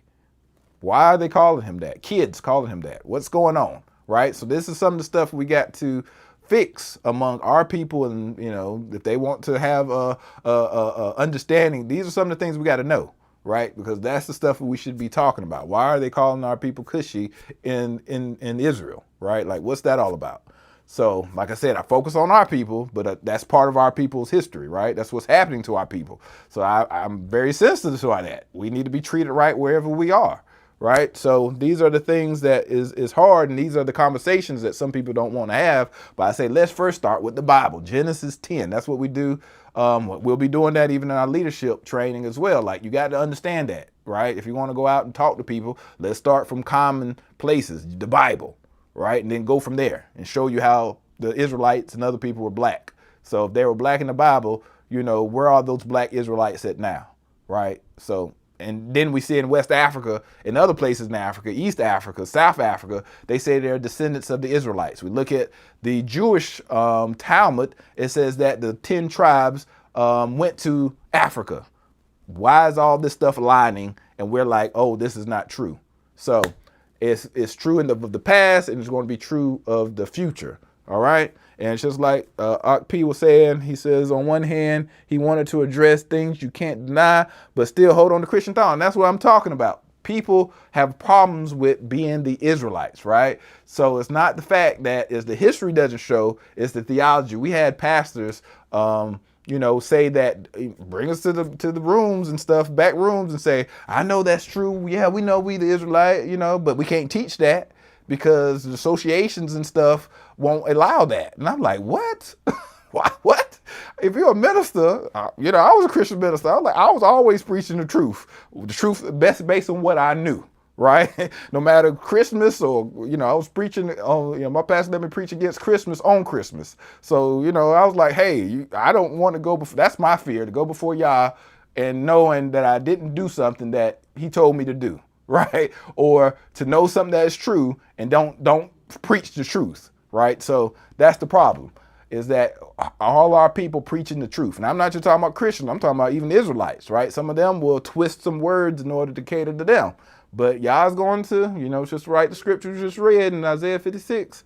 The righteous person he's going to, you know, be with, but the ones that's not, he's going to be judged, right? So there's going to be judgment. And that's why this is so important for us to understand right now. We'll play a little bit more and then get into the lesson. Benjamite name Sheba. We all know about Sheba. The queen of Sheba we're very familiar with, but the queen of Sheba came from Sheba. Sheba came from both Ham and Shem. Both Ham and Shem have a Sheba representing both Ethiopia and Arabia. We know that Moses married a Midianite woman named Zipporah. The Midianites were as dark as Ethiopians. They were black. Black. So this is irrefutable stuff. Okay. Right? Right? Like we have to work overtime to ignore these truths. You gotta work very, very hard. You gotta work hard. So that kind of got me into this journey. Like, okay, they've been preaching this piece that they have been preaching. Yes. Let me look into this. Yes. Bro, I've done my own historical DNA. I'm not talking about 23andMe and Ancestry. I'm talking about ancient DNA. There are products out there where you can go back further than what 23andMe and Ancestry can take you. And dude, I did mine. And I've got Tribe of Judah in me. I've got Hebrew in me. My ancient DNA says I'm 45% Semitic. And one of the arguments of the Hebrew Israelites is that the slaves came from Shem and not Ham. So they are onto something. When they're saying this, I just want some clarity. Are they saying all of Africa, the northern part of Africa, Western Africa, were from Shem? And where did they get that from? Okay, specifically, they're saying the slaves, those that were sold into slavery, are descendants of Shem. Now, here's what can't be denied. Okay. There were Hebrews in West Africa before the slave trade. After the Assyrian captivity, when Assyria took the northern kingdom of Israel into captivity, Yes. when many were released after that captivity, many Jews or Hebrews, Israelites, made their way to North Africa. So taking up residence in Africa, that's not a strange concept, right, for Israelites. Yes. Let's take it a step further. Ham is the father of the northern African nations of today, right? So from Ham, we get Cush, right? Cush is Ethiopia. Yes. We get. That's real quick. That's the reason why we were going through. We'll pick it back up after we go through this part. But when we're talking about the kings, the king of the north, the king of the south, right? I mean, sorry, king of the north as being Israel, the king of the south being Jerusalem or Judah, right? Why, when those kingdoms split, the top 10 tribes were taken out in slavery to Assyria, right? And that's what he's talking about. They got taken to North Africa. And remember, we talked about the Balfour people. We talked about the temple of Israel that was built in Egypt, in Aswan, right? And then those people came over to North Africa, the Seneca tribe and the Mende people, and how all these Mende tribes are now saying that they come from Israel. In South Carolina law, as we taught, they said that they made a separation of the different black people. They said the Moors, the Egyptian, what's the other people? The Lascars, that they couldn't be, they were not being enslaved, but the only people who were being enslaved were the Berber Africans. Why do they call us Berber Africans? Why do they call us that?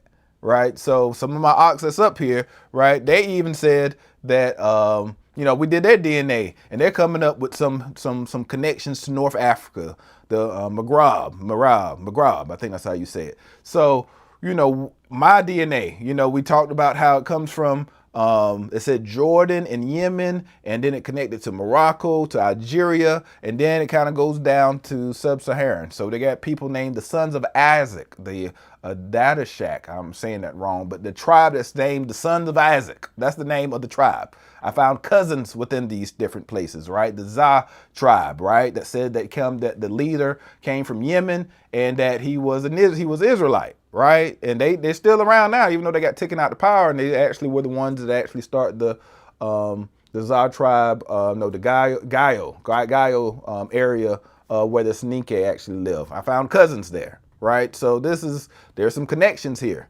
Right, so it's very important for us to understand the biblical part, because then it's history, right? It's DNA. That's how they find all these different artifacts and stuff is based on the Bible. So if the Bible is true for that, why it's not right for us? Why it's not true? When we're going to point out what's true and what's not true. All right. So thank you. That's why we're going through all this stuff.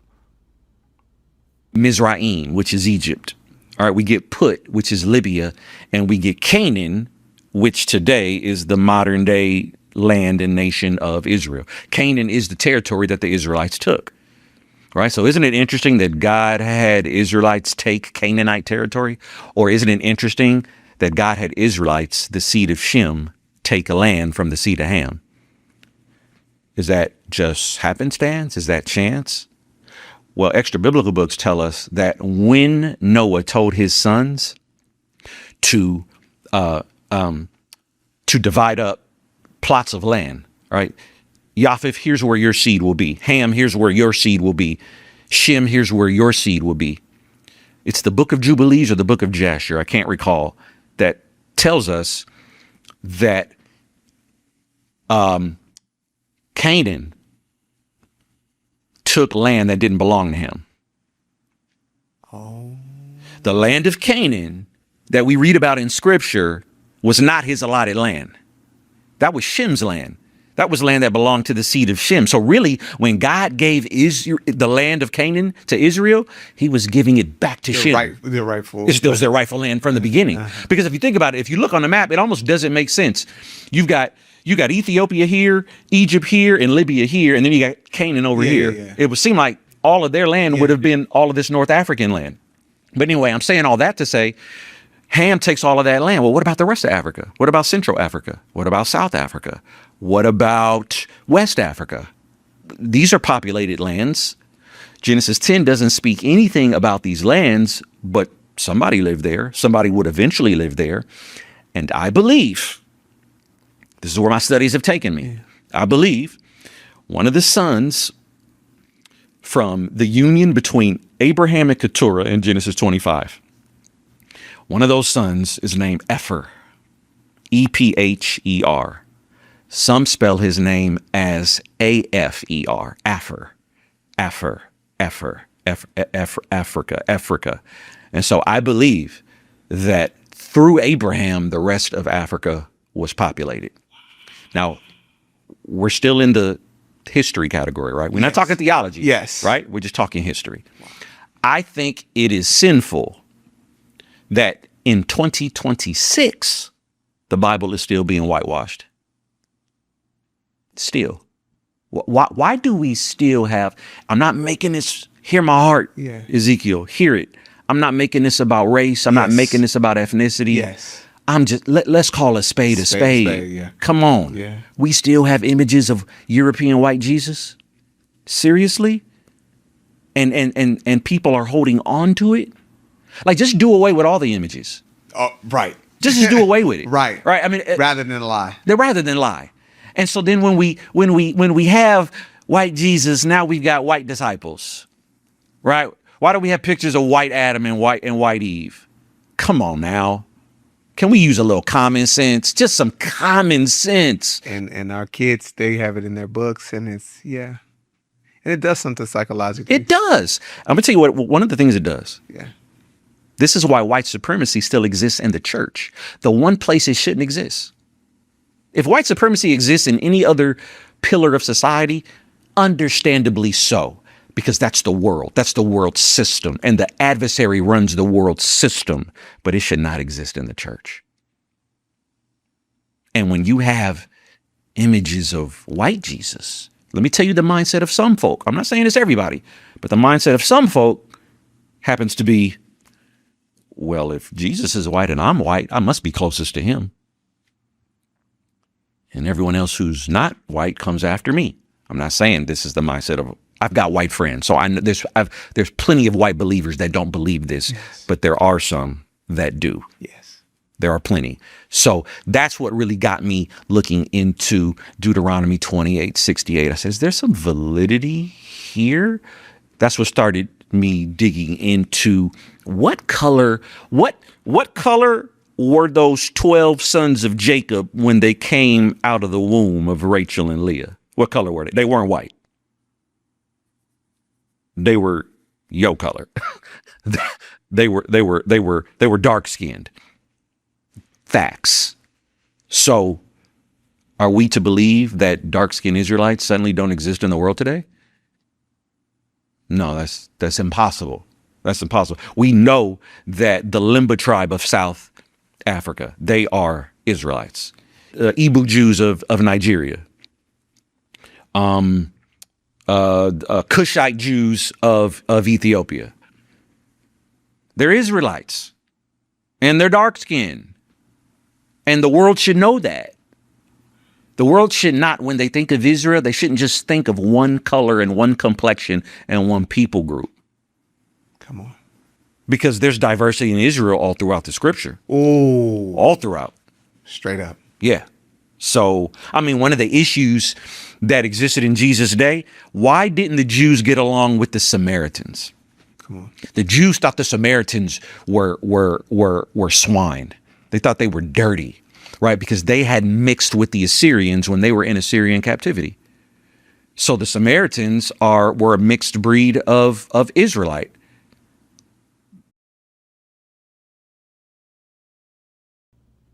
So he said a lot of stuff that sounds just like a lot of the places I go when I was waking up, sound like camps and people like that, right? That people was like, oh, y'all saying crazy stuff. Why is he saying it?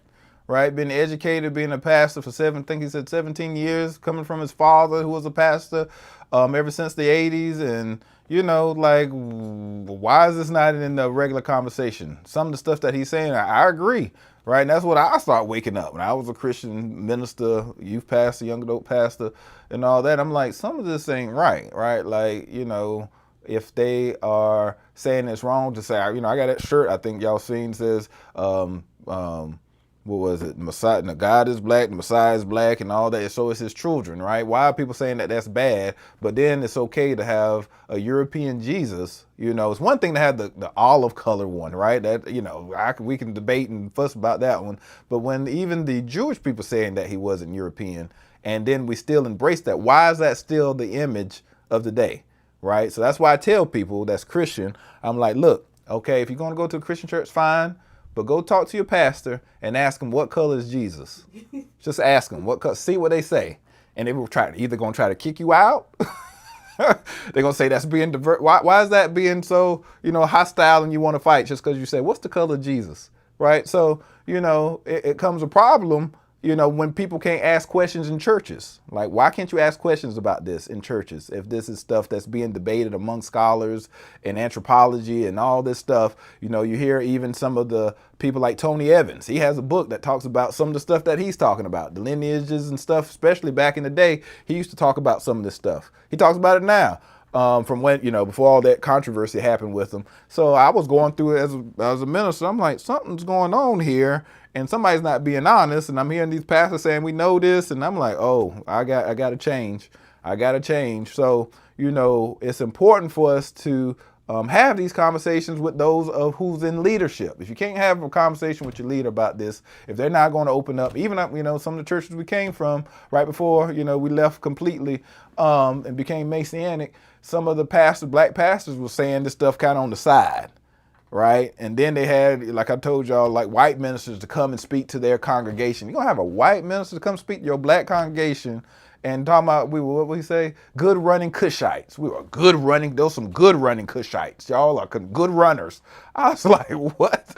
That's not good. That's not good to say. You know, it's very stereotypical, right? Stereotype. What do you call it? Yes, stereotyping people, right? So we got to be careful about our conversations. So we're not saying that we just be totally exclusive, but we need to first be inclusive of our own people to have these conversations, because some of the stuff that he's saying, right, it's just no brainer, right? It's just simple. We're reading the book, so why can't we have these conversations now? And thank you for correcting that, Akuti Pam. She was just saying that he looked like he was going in that way, not that saying that he was actually going, you know, Fred Price with the feast days. So, you know, I've seen that happen with a lot of pastors. Get up to the point and either they have to totally flip over, because now you're saying it's okay to do pagan holidays, even though we Israelites and we got kicked out of Israel because of doing paganism, right? Or you're going to go back to the biblical holidays in light of who the Messiah is, right? So that's a big difference. And now you have to have those conversations. Anytime I hear, you know, there's some pastor, got one of my pastor friends, I got some, very nice, right? He knows who we are, had me come speak and all that other stuff, and try and engage in those conversations, get an understanding. But then you have some that's just like, hey, we don't even want to have the conversation, kick people out of church and talk. It's like, how's that going to help our people, right? And that's what some division, even in what he's talking about. He debunks Hebrew Israelites and exposes the Satan's ultimate agenda. Like, that sounds like the Hebrew Israelites are part of Satan's ultimate agenda based upon the name of this video, right? Like that's actually two different conversations they have as part of this. But, you know, that's how they portray a lot of who we are. And like, why? Why are they saying that this is evil, this is wrong, stay away from it? I had one of my cousins on Ancestry. I find out she had some people from Benin. I found out I got a cousin from Benin, from the Kingdom of Judah, from Widda, just like on the slave map says. And I was like, hey, is it from she said, you know, I start showing her information, And she said, Saul, I guess they had somebody who was a Hebrew Israelite or something that said, their name. She said, are you a Hebrew Israelite? I said, no, I'm not I'm not from most people, if you say Kemp, they don't know what you're talking about. So I said, I'm an Israelite, but there's a difference between black Hebrew Israelite and Israelites and all that. She said, I'm a blocky if you keep on saying it. And I was like, what? I said, well, that's who we are. She blocked me just because of that. She said she couldn't help me with my genealogy, my DNA, because I sent her a video that had somebody with a name of, I don't know what, Yukonon, I don't even know what video, but it was truth. They were going through documents and going through books, and just because of that, so it shows you that that's what they're talking about, that contention of not wanting to have the conversation. It's not really the conversation, it's the fact they don't want to have the conversation, and that's really going to hurt us here in the end times if we don't address it. All right. So I'm trying to play it to the point where he talks about the law so we can transition into the lesson. Give us because he just said the Samaritans were half mixed Israelites. Now I do not agree with that, because even in history, the Samaritans said they were not Israelites when they got into some issues, right? And even in the Bible, even when the Israelites integrated with them in the book of Ezra or Nehemiah, they were rebuked for it and they were separated. So there's some teachings, and we'll go maybe hit it today. But even in the Bible, it talks about certain people from the northern tribes living among the southern tribe during the time of Yahushua. So why didn't they call them Samaritans if they were mixed breeds and all this stuff? They called them from their tribe, a specific tribe. They named the woman and said she comes from this tribe, which is the northern tribe.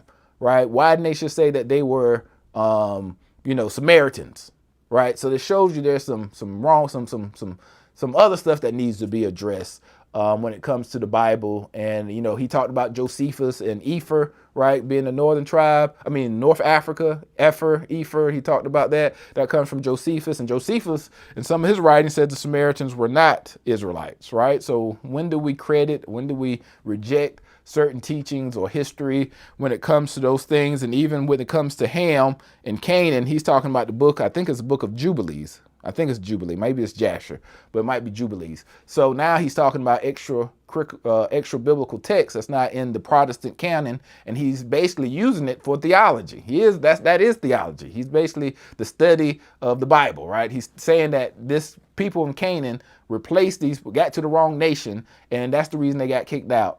Because it was a Shemite nation.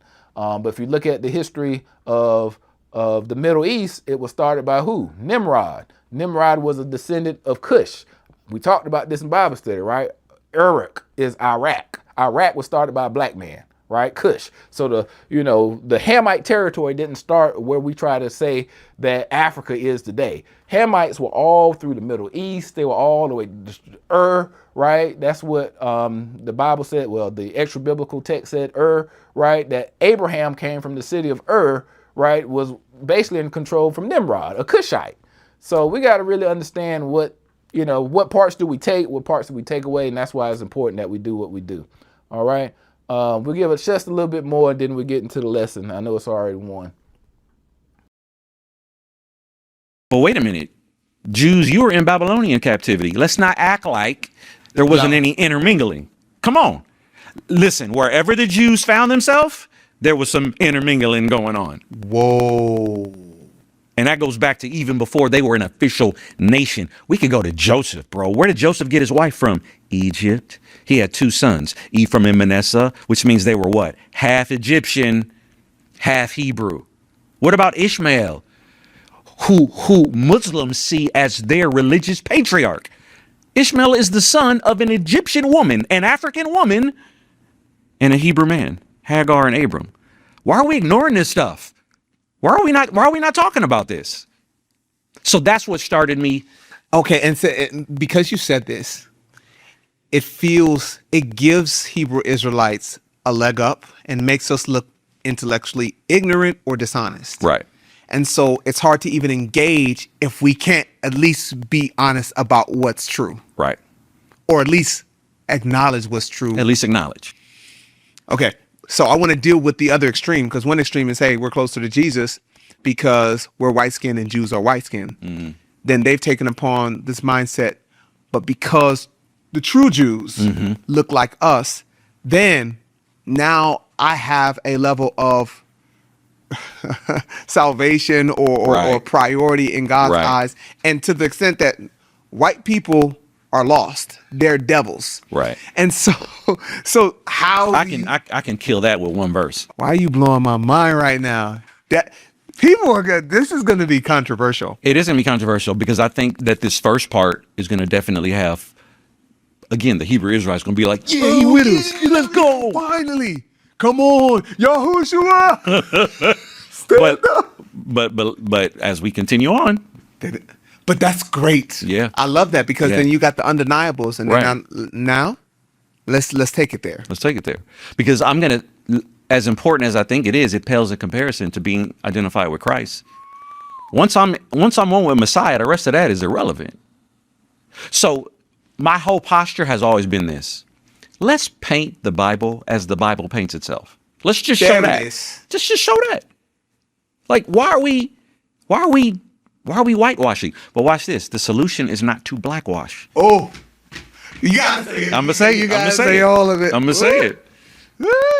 What? Nobody's ever done this. This is dope. This is dope, hey, bro. Man, I guess all of that was downloaded into me for this day. Oh man.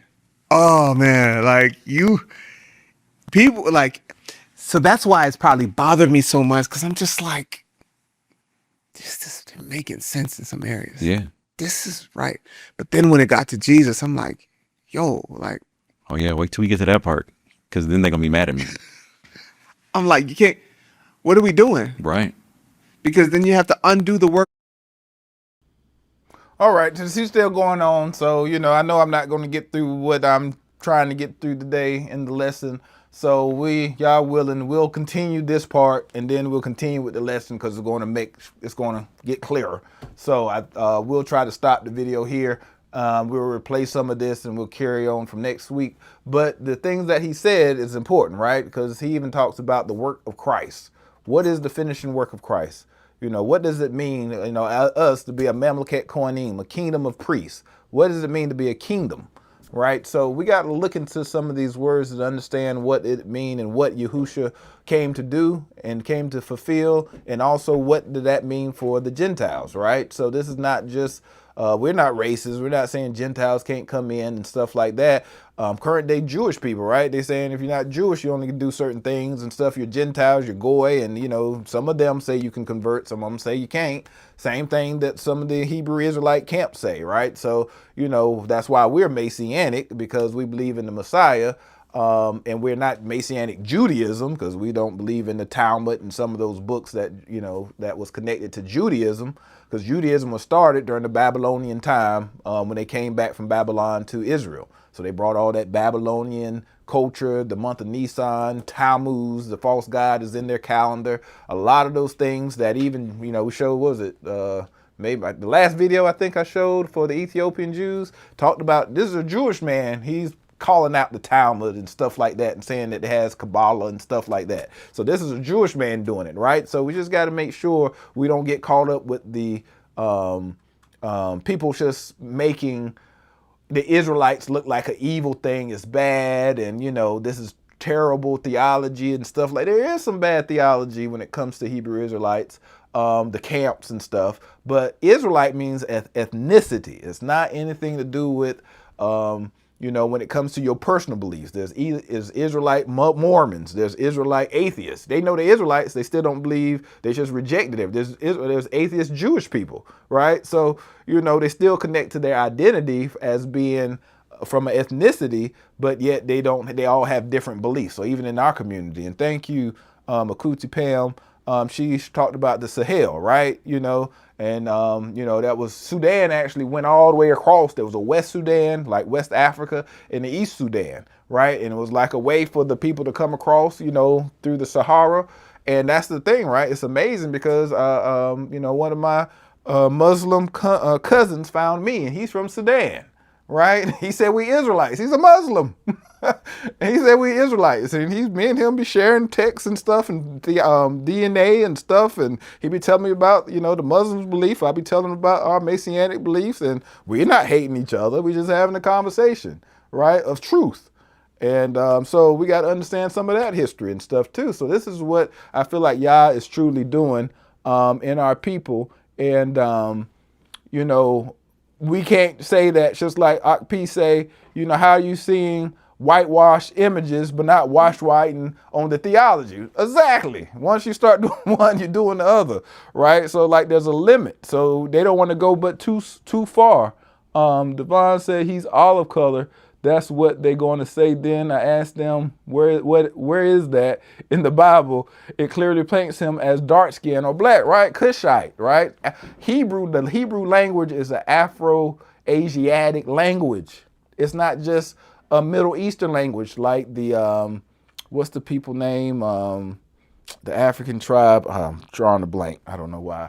But they're like the people that created the cloth and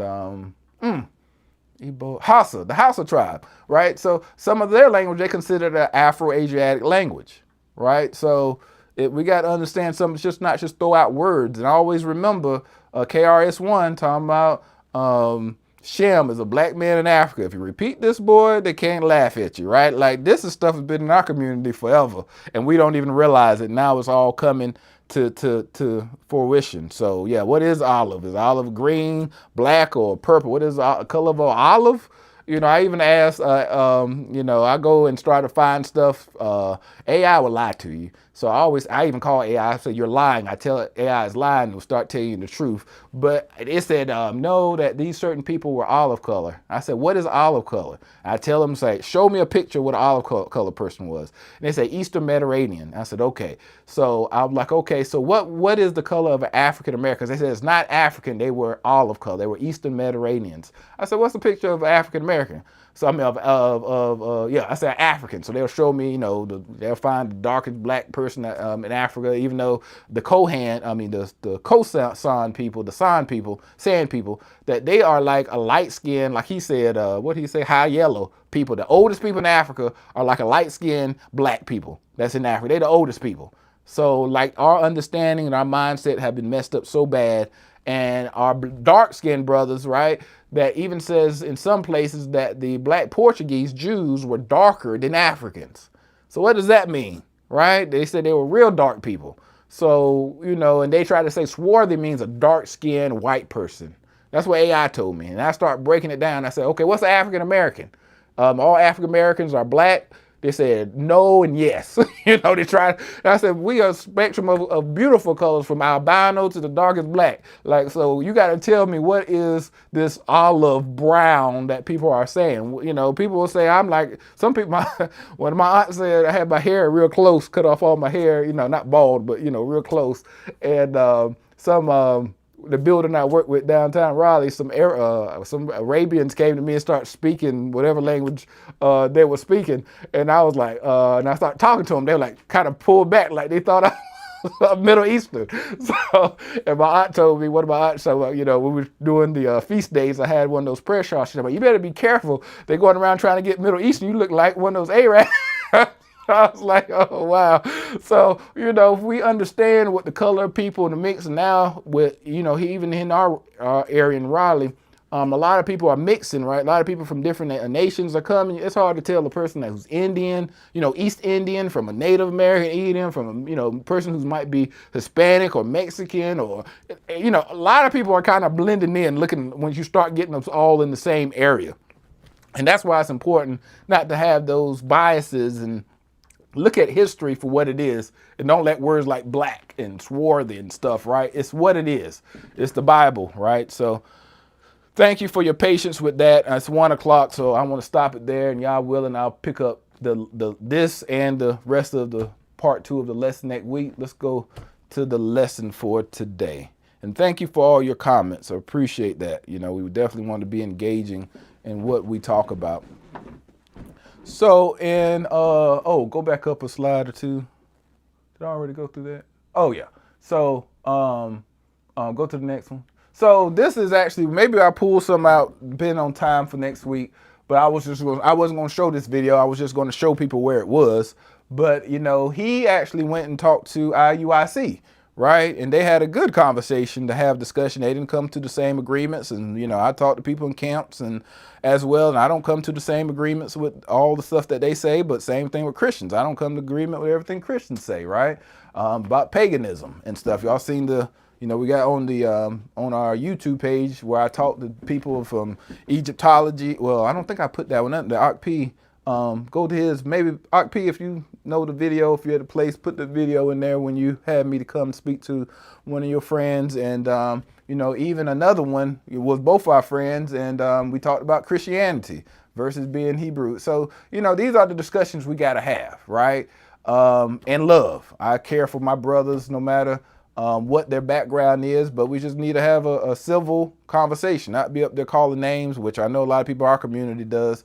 They get to a point, or like this other person that came in here was saying stuff, even though it's just sit down and can we just have a civilized conversation about it, right? We don't need to be calling names and trying to, demean one another. That's not the way to do it, right? We got to be, at least if we're the same people. Like we had other people come in here and trying to say crazy stuff.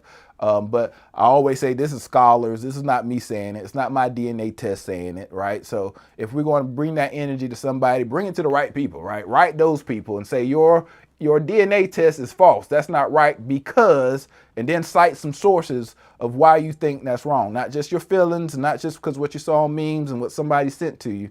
Go look at those articles and look. I do that, right? Because sometimes I look at stuff and I'm like, oh, okay, I got the wrong understanding of that. I'm not perfect, right? So, but let us sit down and have those conversations, look at cited sources, understand the sources, where they come from. Some of them are biased. I don't care if they're from the 1800s, 1900s or what, right? Way back in the day, they were racist still. People say racists start inventing now. If you actually heard what they said, and it, really came from Jewish texts talking about how black people lips swole up and my hair became nappy and some sexual stuff happened because Ham slept with a dog on a boat, right? Like, that's racist, right? Like, that's like old ancient stuff, right? That they were saying about darker skinned people. They didn't call them like black, like we call them black, but it was the same concept of the people of darker skin had some, or Negro elements.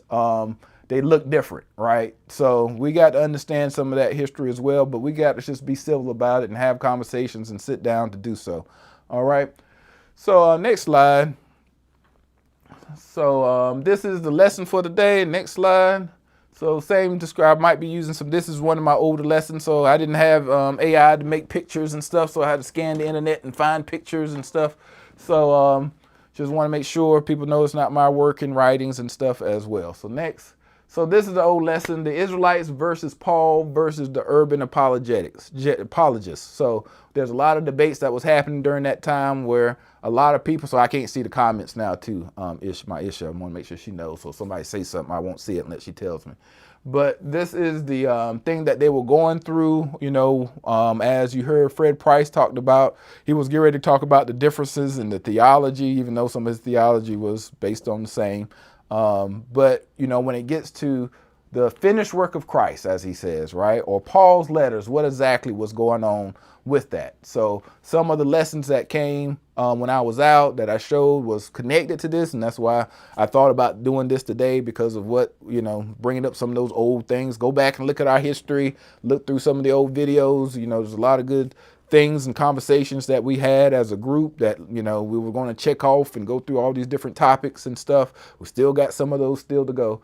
But this is where a lot of these teachings come from. So next, as part of that, was talking about the different groups included in the covenant and the law.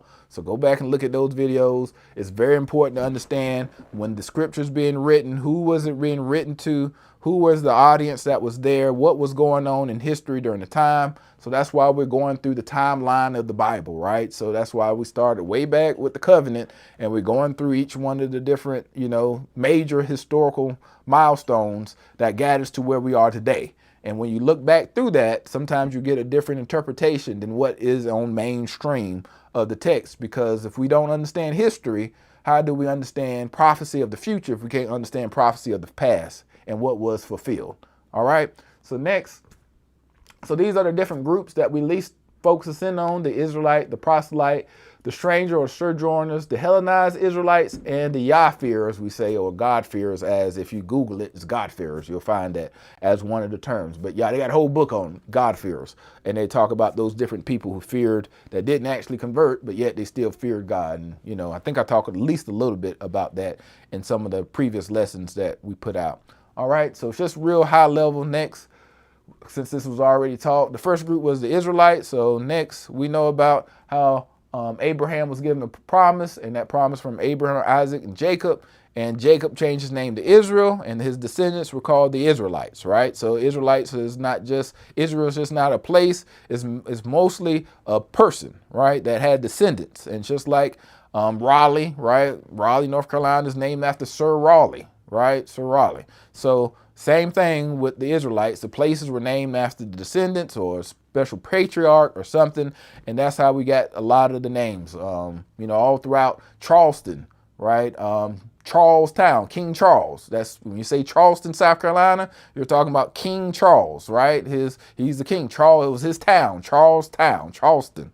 So a lot of those names are very important because it connects to certain people, even here in America, but especially even back then when you get to certain nations, they call certain things either based upon a memorial or something that happened in that place, an event, or it could be based upon a person's name. All right, so we know he was given the covenant, and basically those are the people who were given the covenant and they became the Israelites. All right, so this is stuff that we already covered. But then if we keep on going down to the next slide, and the next one. So here, this is when we see Israel was talking about going to Bethel, and that he basically told him what to do, him and his people, to put away his clothes, to purify himself. So this is the same thing now, right? There's a purification process that has to come not only from a identity standpoint of connecting back to bloodline of Israel. There's a spiritual purification that needs to be happening to our people where we change our heart and not just who we are from an identity standpoint, right? So we talked a little bit about that. So next slide. And then later on, he basically talked about one more. It's not flipping. Okay, so we can see here that there was not only talking about him as being a nation, right? So in verse 10, it says, Yah said to him, your name is Jacob. You should no longer be called Jacob, but Israel shall be your name. Thus he calls him Israel. Yah also said to him, I am Yah Almighty. Be fruitful and multiply. A nation, a company of nations. So he said a nation and a company of nations shall come from you, and kings shall come forth from you. So he says a company of nations will come from Israel, who is the Israelite, and kings, multiple kings shall come forth from him as well. And the land which I gave to Abraham and Isaac, I will give it to you, and I will give the land to your descendants. So this is a covenant. This is a promise. And we still know that this hasn't been fully fulfilled, right? Because the Israelites as a whole, the 12 tribes of Israel, have never returned back to the land of Israel. So we know that this covenant, Yah is not a liar, that he's going to allow this to come to pass. So I'm summarizing this because we've already, you should have looked at some of the last 2 weeks of videos and you will see, or go back and look at the last 2 videos and you'll see some of this too. All right, so next, the group was the proselytes. And this is one of the groups a lot of people miss, and where they get that theology of the fulfillment of Christ, how he accepted all people. But there's a problem, is because Yah has already started accepting people from other nations even before Yahushua came upon the earth. All right, and they were called the proselytes. All right, so next. So this is a group that says that the strangers, sojourners who was with you, if they were circumcised, right, they could eat of the Passover, right? So, but nobody who were not circumcised, not just because they were Israelites, but the people who were not Israelites, right, could actually become partakers of the things of Yah if they became circumcised and committed themselves to the things of Yah. So you truly committed yourself to the things of Yah if you could become circumcised. So even with women can't be circumcised. So what happened? We can see Rahab, who was a Moabite, she said, your Yah is my Yah. To her mother-in-law, Naomi, when, Opha? She actually went back to be with the people. Ruth said, no, I'm going to be whoever your people are is my people. And it's interesting because she was a Hebrew, being a descendant of Eber, right? Because the Moabites were the children of Lot. So she was a child of Lot, Abraham's nephew. She was a descendant of him, so she was Hebrew, but she actually was now was actually considering herself to be connected to the Israelites, right? So just like in Last Day Prophecy, we're waking up to who we are to show the world of who it says even our conduct among the Gentiles should be, should be favorable to Yah, so that they can't talk about us in a negative way. So that's why I'm talking about that spiritual change that has to actually happen too for our people, not just our identity thing. But these proselytes were people who were stranger and sojourners that was among Israel who actually decided now to become connected to Yah through circumcision, right? And their customs as well. And we can see even in the book of Esther, sorry, something's in my eye. It says that even when we talked about this too, when all the things that came down in Purim and what was going on with Mordecai and Esther, and they basically were given the right to go and fight the people, that they were so scared of the Israelites that it says, and many among the peoples of the land became Jews. How do you become a Jew? How do you become a bloodline person if you're not that bloodline person? It's because they now change their belief system to be connected to the Israelites, right? So that's important. All right. So next slide, we can see even in Acts, it talks about there were Yah-fearing proselytes in Acts 13:26, right? So it talked about how, there was, people at the synagogue and Jews came, and of the Yah-fearing proselytes followed Paul and Barnabas. And even in Acts 2, we can see when we call it Shabbat, but day of Pentecost, a lot of Christians say they're Pentecostal, not because of the original day of Pentecost, which is called Shabbat, which is part of Leviticus 23, but because of the indwelling of the Ruach HaKodesh, the Holy Spirit came down during the day of Pentecost. They were already there, ready to receive, because that was already a feast day. And that's what blew my mind as a Christian. I was like, oh, I thought Pentecost started in Acts 2, but no, they were already there to celebrate a Hebrew festival in reference to prophecy of the Ruach HaKodesh coming upon them. And you can see all the different people that came to celebrate from all the different countries. But then in verse 10, Acts 2:10, you can see that some of them were proselytes, right? Some of them who had actually converted to the faith, that they came there to celebrate as well, right? Circumcised men that came along probably with their families. I'm assuming that. All right. So next, and we can see that, even in Numbers, this is all the this is all the Tanakh, right? This is the Old Testament. It talks about how the alien, it says, let's just read it. If an alien sojourns with you, or one who may be among you throughout your generation, and he wishes to make an offering by fire as a soothing aroma to Yahuwah, just as you do, so he shall do. As for the assembly, there shall be one statue for you and for the alien who sojourns with you, a perpetual, that means forever, statue throughout your generations. As you are, so shall the alien be before Yahuwah. There is to be one law and one ordinance for you and for the alien who sojourns. So y'all only had one law, right, for everybody.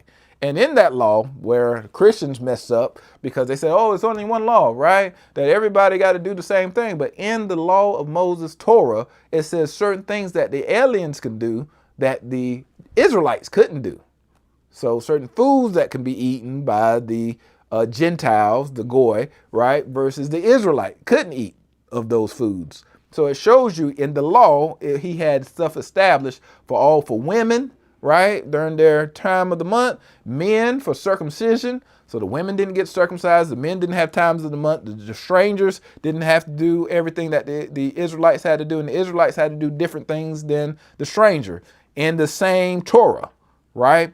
Even when it comes to the priests had separate things that they had to do versus the regular Israelites, the common Israelites, right? So when people talk about the different laws of the Bible, that you didn't have to do all the laws, right? And we always talk about there's more laws in probably your city, your town, or your state than there is in the Bible. And we try to say we are good law-abiding citizens. So you hold to more laws in the United States than it is in the Bible, So all that stuff when people are like, oh, you can't hold by, so you can't hold by all of these. So you're just a criminal. We all criminals walking around, right? In the same sense, we all are sinners that need to be saved through grace, through Yahusha. So next. So the strangers and joiners, we kind of talked a little bit about that, right? So, and next slide. In Deuteronomy 29, this is why it's so important, because this is what I was talking about earlier. Deuteronomy 27, 28, 29, 30, and 31, 32. But in chapter 29, there's a second covenant that was basically being made not only to the Israelites, but also to the little ones, the wives, and the stranger that is in that camp, from the hero of the wood to the water drawers, right? So who are the ones that was the woodcutters and the water carriers? So we know that there was a lot of things that was going on even among the Israelites of how they were fighting other nations, right, that was coming against us. We're talking about the Amalekites, right? When Moses had to hold up the banner, and Joshua was fighting. Every time his banner went down, the people were being killed, and the two people came and held his hands up so they can win. So every time you fight in all these different nations of people, you're going to get, women, children. Some of these people are coming among you. They were supposed to wipe out all the Canaanites, but then the Ebionites and other people tricking them and stuff, right? So they were the ones that were also later on were required to be the woodcutters, the water carriers, the ones that, did some of the grunt work. So we know that those are nations that was among them that were not Israelites, right? But they still were strangers among them. And Yah still had a covenant even for those of them. And then next slide, he even talks about how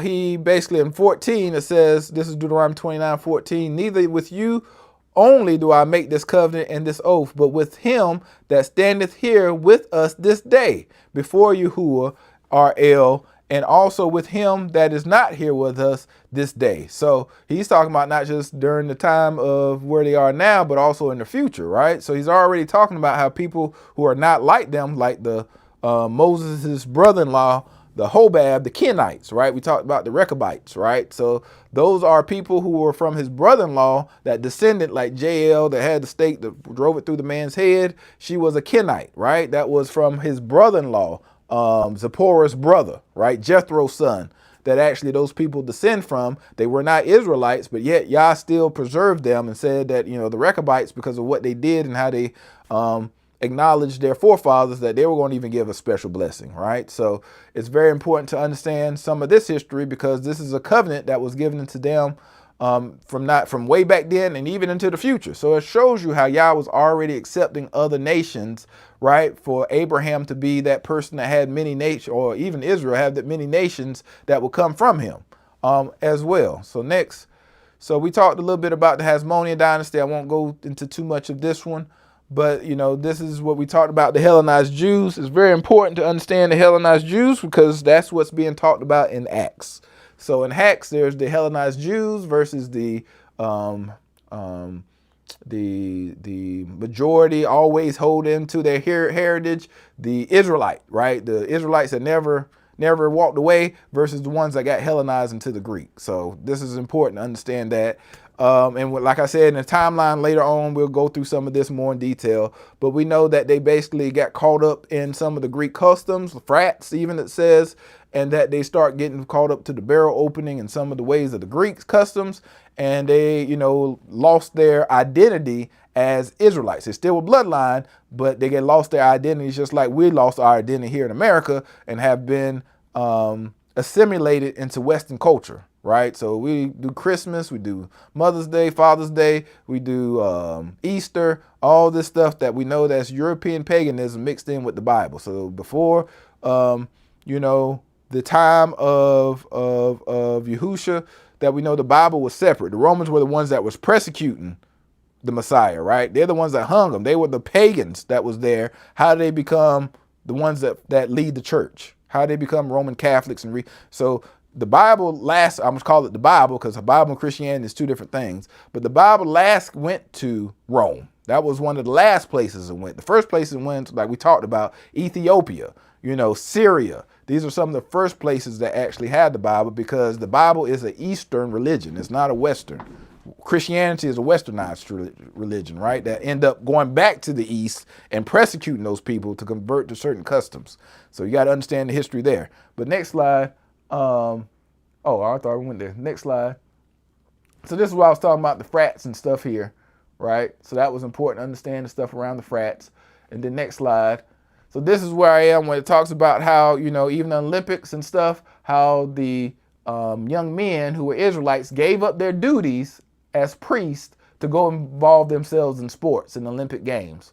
So they, you know, had to uncircumcise themselves, which is hard, very terrible to do, which is very painful, which even talks about, right, to try to hide their identity. So, you know, this is what's happening, I feel like now, right, that a lot now that we're coming out and understanding who we are, some people don't want that.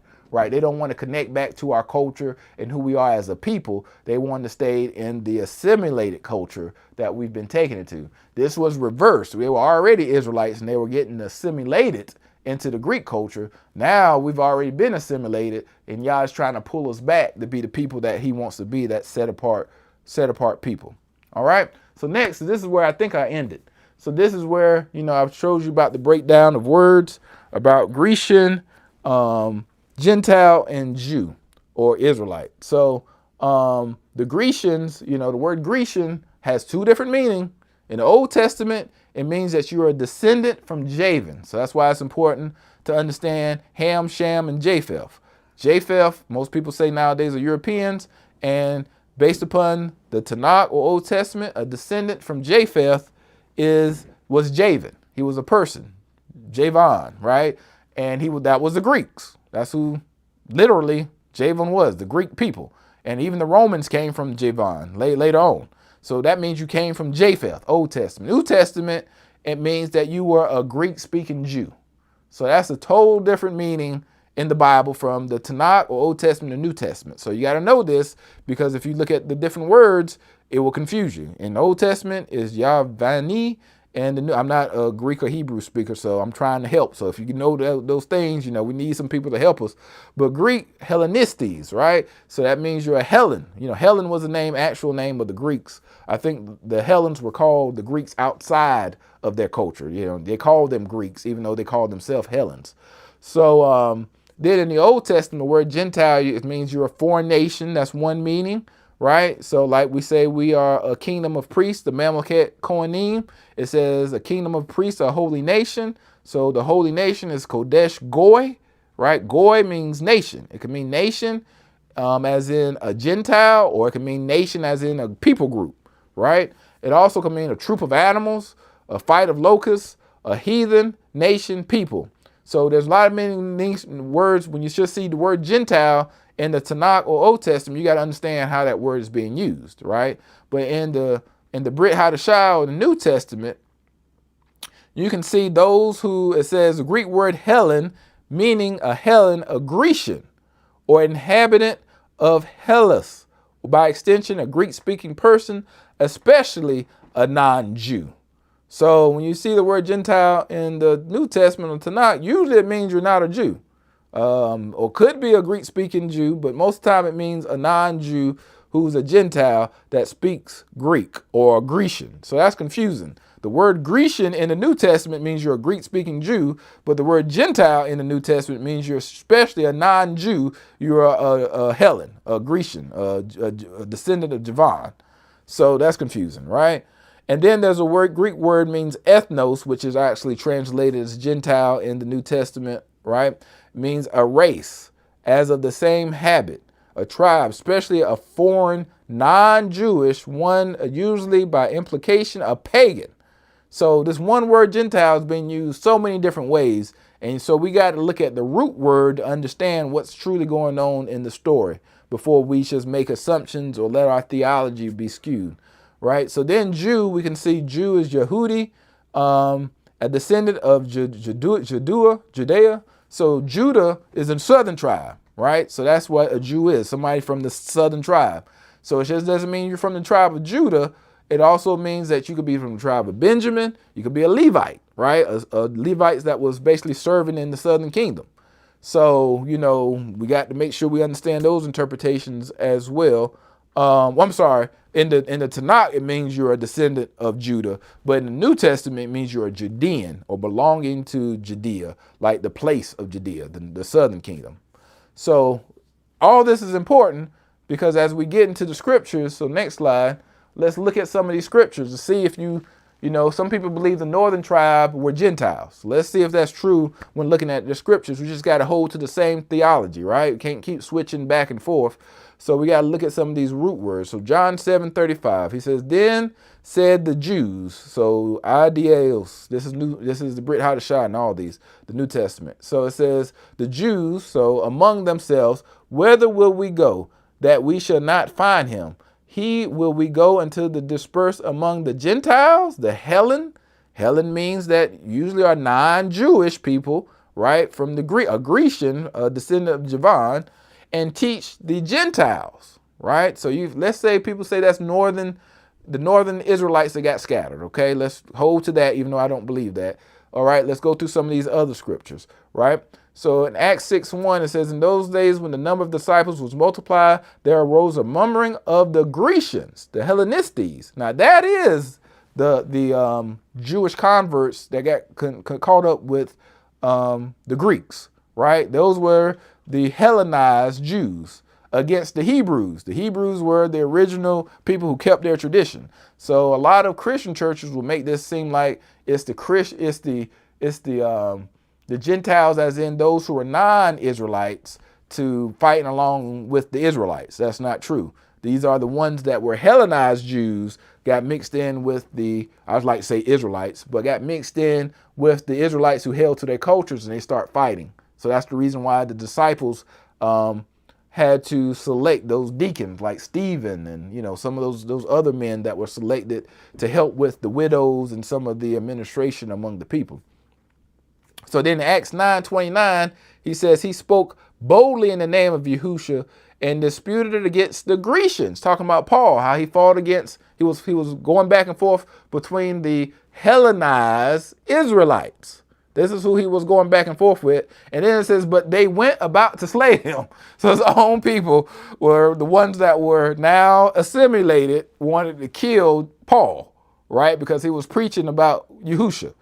So not only was his own, when he converted, he already had the Jewish people who didn't believe in the Messiah at all, but he also had the Hellenized people against him as well. So it just shows you how our own people have been coming against each other when it comes to some of these beliefs, our biblical beliefs. So same thing now, some of our people who don't believe that we're Israelites aren't those usually your hardest people, your family, your friends, those that were Christians. Now they just totally reject you, right? Just because they think you're crazy, just because you believe in the Bible. Right. So it's like, but now we see Christian ministers ever since the 80s and 90s and now very well respected that talk to Jews and show their DNA is accepted. Right. So, this is why it's so important to understand not just the Bible, but also your DNA and some of the history around it. But in Acts 16, we can see that Timothy, right, that says that he came from a certain woman, which was a Hebrew Israelite, right? And who believes. But his father was a Greek, a Hellen. So it didn't say Grecian, it just said, came out and said a Greek. So his mama was an Israelite, his daddy was a Greek, basically. And we can see that later on because in verse 3 it says, him would Paul have to go forth with him and took and circumcised him, because he wasn't circumcised. What does Israelites do to their children on the 8th day? They circumcise them. So it has nothing to do, did that 8-year-old child had a choice in his circumcision? No, he was circumcised because his parents were Israelites. So the mom was an Israelite, but the father wasn't. That's the reason why he wasn't circumcised, because you go based on your paternal lineage, he was a Greek that married along with the Israelites, but he still had a love for the Israelites as well. So it says, circumcise him because of the Jews which were in those quarters, for they knew all that his father was a Hellen, a Greek.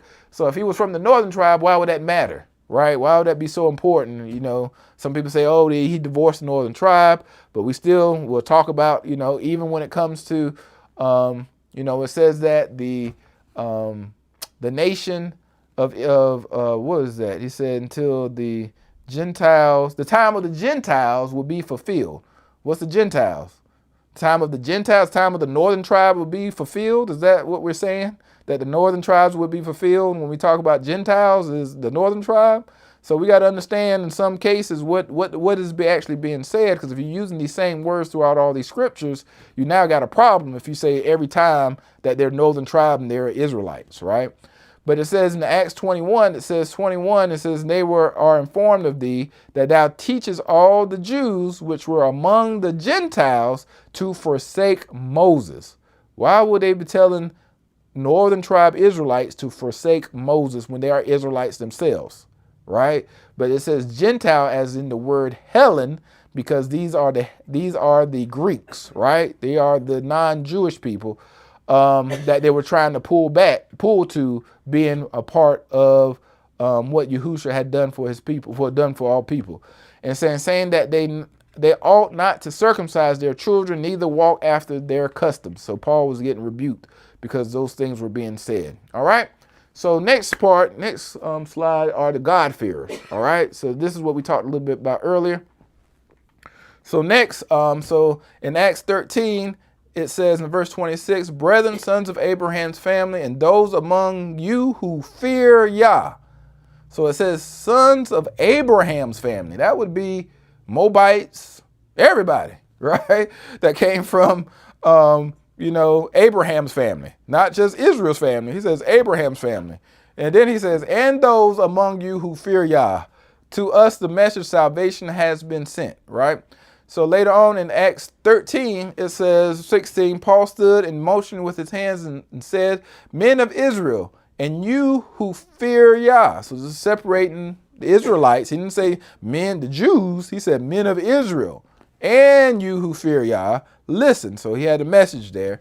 In Acts 10:34, it says, opening his mouth, 34, it says, opening his mouth, Peter said, I most certainly understand now that Yah is not one who shows partiality, but in every nation, the man who fears him and does what is right is welcome to him. So he's talking about every nation as in Goy, right? I mean, as in ethnos, right? Ethnos means those outside of Israel, right? And then in Luke 3:36, it says, and there was a prophetess, Anna, the daughter of Phanuel of 2:36. Thank you. Luke 2:36. The prophetess Anna, and it says she was of the tribe of Asher. So that's why I was saying about how he was saying there were Samaritans, that all the northern tribes were the Samaritans. This is a woman of a northern tribe. She's Asher. That was one of the 10 tribes, the northern tribe. And she's there during the time of the birth of Yahushua in the southern tribe. She's living in the southern tribe. So why nations call her a Samaritan? Why nations call her a Gentile? Why is she living in the temple? Because, we know she has to be an Israelite because, at this time, Gentiles were not even received at all. And they definitely weren't in the temple because they will stone them unless they just came to the gate of the Gentile, because you had the gate of the women, gate of the Gentile, a lot of different places. Only the men could actually go all the way into the inner court. But we can see here that she was in the temple, living there. So we know that she was an Israelite, and she's from the northern tribe, living in the southern tribe where the temple is. And she's not being called a Gentile. She's not being called a Samaritan. She's called a woman of Asher, right? So we can see there are some issues there as well. All right. So next slide, we can see that this is when we start talking about Cornelius, right? And it says in the Acts 10:22, they said Cornelius, a centurion, a righteous and Yah-fearing man. He's a Yah-fearer, well spoken of by the entire nation of Jews. Jews would be considered the Hellenized Jews and the Hebraic Jews, right? So the entire nation of Jews was divinely directed by a holy angel to send for you to come to his house and hear a message from you, right? So we know that in the story that Peter didn't want to go. He said, I don't go in no Gentile's house. What are you talking about? Go to a Gentile? Like, he had to get a dream in order to go. And then in Acts 10:34, so people get caught up on that one story, right? And they won't go through all the other scriptures I went to. They just started that story. Go through all the scriptures, make sure the context is the same, and then come to the story, right? So we can see in Acts 10:34, it says, opening his mouth, Peter said, I most certainly understand now that Yah is not one who showed partiality, but in every nation, ethnos, the man who fears him and does what is right is welcome to him. Very similar to what I read earlier in Isaiah 56, right? It said that the stranger, that the eunuch, all of them were still, as long as they hold to the Sabbath and keep his covenant, his commands, that they will have a place as well. So that's not even a New Testament concept, as they call it. That is a Tanakh or Old Testament concept already. In Deuteronomy 29, we just talked about it, how they were received. They were given a covenant as well, a second covenant as part of that. Not the first covenant. First covenant was the Israelites. But the second covenant that was given was for all those people. So it says, and the circumcised believers who came with Peter were amazed because of the gift of the Ruach HaKodesh had been poured out on the Gentiles, ethnos, right? Also. So these non-Israelite nations, for they were hearing them speaking with tongues, exalting Yah. Then Peter answered, surely no one can refuse the water for these to be baptized who have received the Ruach HaKodesh just as we did, can he? And he ordered them to be baptized in the name of Yahushua HaMashiach. Then they asked him to stay on for a few days. So we can see that Gentiles received the Ruach HaKodesh first before they were baptized, right, by water. So it just shows you that the movement of Yah was happening among the people during that time. And, baptism of the water is different from the baptism of the Ruach. So sometimes people try to say it's mixed, but no, it's separate. You can see it even here, right?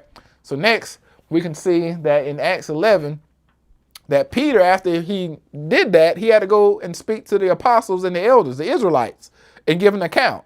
So let's see what the account says. So really read through all Acts 11 if you really want to know, because Acts 11, once you know the breakdown of the words of Gentiles and stuff, it basically shows you the differences of the people. But it says in verse 1, now the apostles and the brethren who were throughout Judea heard that the Gentiles, the ethnos, also had received the word of Yah. And when Peter came up to Jerusalem, those who were circumcised, who's circumcised? Those Israelites, right? So we know they had to be Israelites, took issue. They had issues with him, saying, you went to uncircumcised men and ate with them? So we know Cornelius had to be an uncircumcised Gentile. People say he's an Israelite, but something's going on in this story. Why couldn't he go to his house if he was an Israelite, just uncircumcised? I don't know any law that said, scripture said you can't go to an uncircumcised Israelite house, right? And we can see that they were even even in other scripture, were dividing the food between the Hellenized Israelites with the ones that kept their culture, right? And that's when Stephen comes about and other people to divide the food. So that was Israelites with Israelites. So you can sit down and eat with them and provide for them, but they couldn't go into their house. That don't make sense, right? So we know that these were pure Gentiles, those who are not Israelites, right? And it says, saying, you went to uncircumcised men and ate with them, but Peter began speaking and proceeded to explain to them in orderly sequence, saying, so he basically breaks down the whole story that was spoken in Acts 10 and how he got the vision and all that stuff and how they were baptized. But then when it gets to Acts 11:17, it says, therefore, if Yah gave to them the same gift as he gave to us, who's us? The circumcised Israelites, gave to us also believing in Yahushua HaMashiach, who was I that I could stand in Yah's way. So he's basically saying, look, this is not usual. I just saw the movement of Yah and I did what I saw the movement was. I know this is not normal. So, it wouldn't be unnormal for uncircumcised Israelite that was Hellenized to get circumcised, because that's who their identity was. But it says, when they heard this, they quieted down and glorified Yah, saying, well then, Yah has granted to the ethnos, Gentiles, also the repentance that leads to life. So we know that the gospel is for everybody, right? Doesn't mean that Israelite has lost. That's why you got to understand Paul's writings. That's why we're going through this, because when we go through Paul's writings later, you got to understand, is it ethnos? Is it Hellenistes? Is it Helen? What kind of word is being used in those scriptures when he's writing to these other people, right? So next, so in the same chapter, in chapter 11, it goes on right after, the Gentiles start believing. now the Israelites are being persecuted by their own people again. The ones that don't believe in the Messiah versus the ones that believe in the Messiah, right? So right after that scripture verse, the next verse says in verse 19, so then those who were scattered because of the persecution that occurred in connection with Stephen. That's when this was after when Stephen was stoned. They were already eating with Hellenized Israelites. They were already eating with them and doing all this. Stephen was stoned, and now they're running around because they're running from those that don't believe in the Messiah that was going around killing people, right? Like Paul. So it says, with Stephen, made their way to Phoenicia, Cyprus, and Antioch, speaking the word to no one except to Jews alone. So they were just speaking to Jews. They were just, at this time, they were only ministering to Jews. So they were already doing this. So that's why what Paul did was totally different. Peter did was totally different when he actually reached out to the Gentiles. Because it says in verse 20, but there were some of them men of Cyprus and Cyrene who came to Antioch and began speaking to the Greeks, the Hellenized Jews, right? Also preaching Yahushua HaMashiach. So these two men come and start speaking trying to reach out to those who was among Antioch who were Greeks, assimilated Jews who lost their customs. Not the Gentiles that was earlier, because they didn't use the word Gentile here. It used Greeks, right? So you got to understand the difference. If you just read through that, you'll be thinking that he's going to go around talking to, in this verse, that he's talking to, non-Jews. He's actually talking to Jews that were Hellenized here. Earlier, he was talking to people who were not Jews, right? That's Cornelius and other people, the Gentiles. And we can even see it in, if you use your Bible tools, we use a lot of blue letter Bible.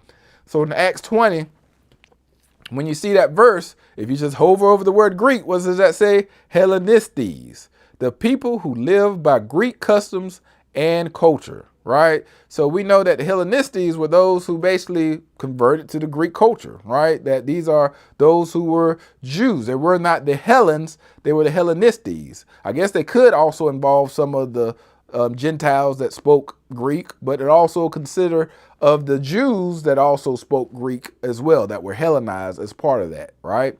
So we can see that those are a lot of differences that actually came out of that, all right? So the next one, if you go to the next part, so this is where it becomes, we were talking about one law, section out, it's about two, so I'm gonna stop at two. Section out for the different people groups. So this is important, right? So this is where, the whole conversation that Pastor, what's his name? Fred Price Jr. was talking about, right? So all that history in the back, he said now it's Christianized. So now we can see that when the disciples were going, they were talking to Hellenized Israelites and they were talking to Gentiles, right? Bringing them all into there. But does that mean that now the Israelites has lost their identity, that it didn't matter now, that the covenant was broken? Right? All that stuff that was done, established early on, is that just now all erased and we're just going to start back over? Is that true? So we can see here that, it's still one law for different sections of different people within that one law, like I said earlier. So next slide. So we can see at this time, right, there's a Council of Jerusalem that actually happens, right? And a lot of people get caught up and lost in this. So it's important to understand this part, and then this is where we'll come to an end. All right, next slide. So this is what happened there. This is Acts 15, very important.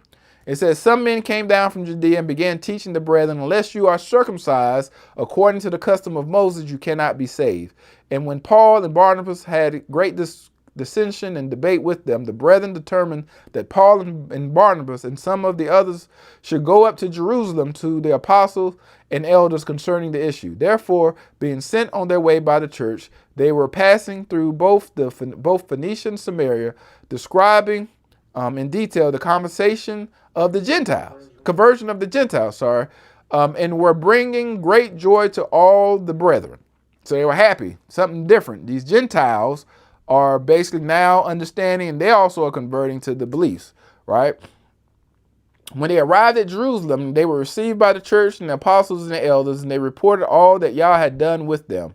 But some of the sect of the Pharisees who had believed, so these are Israelites who were Pharisees who believed in Messiah, stood up saying, it is necessary to circumcise them and to direct them to observe the law of Moses, Torah, all right? And the apostles and the elders came together and looked into the matter.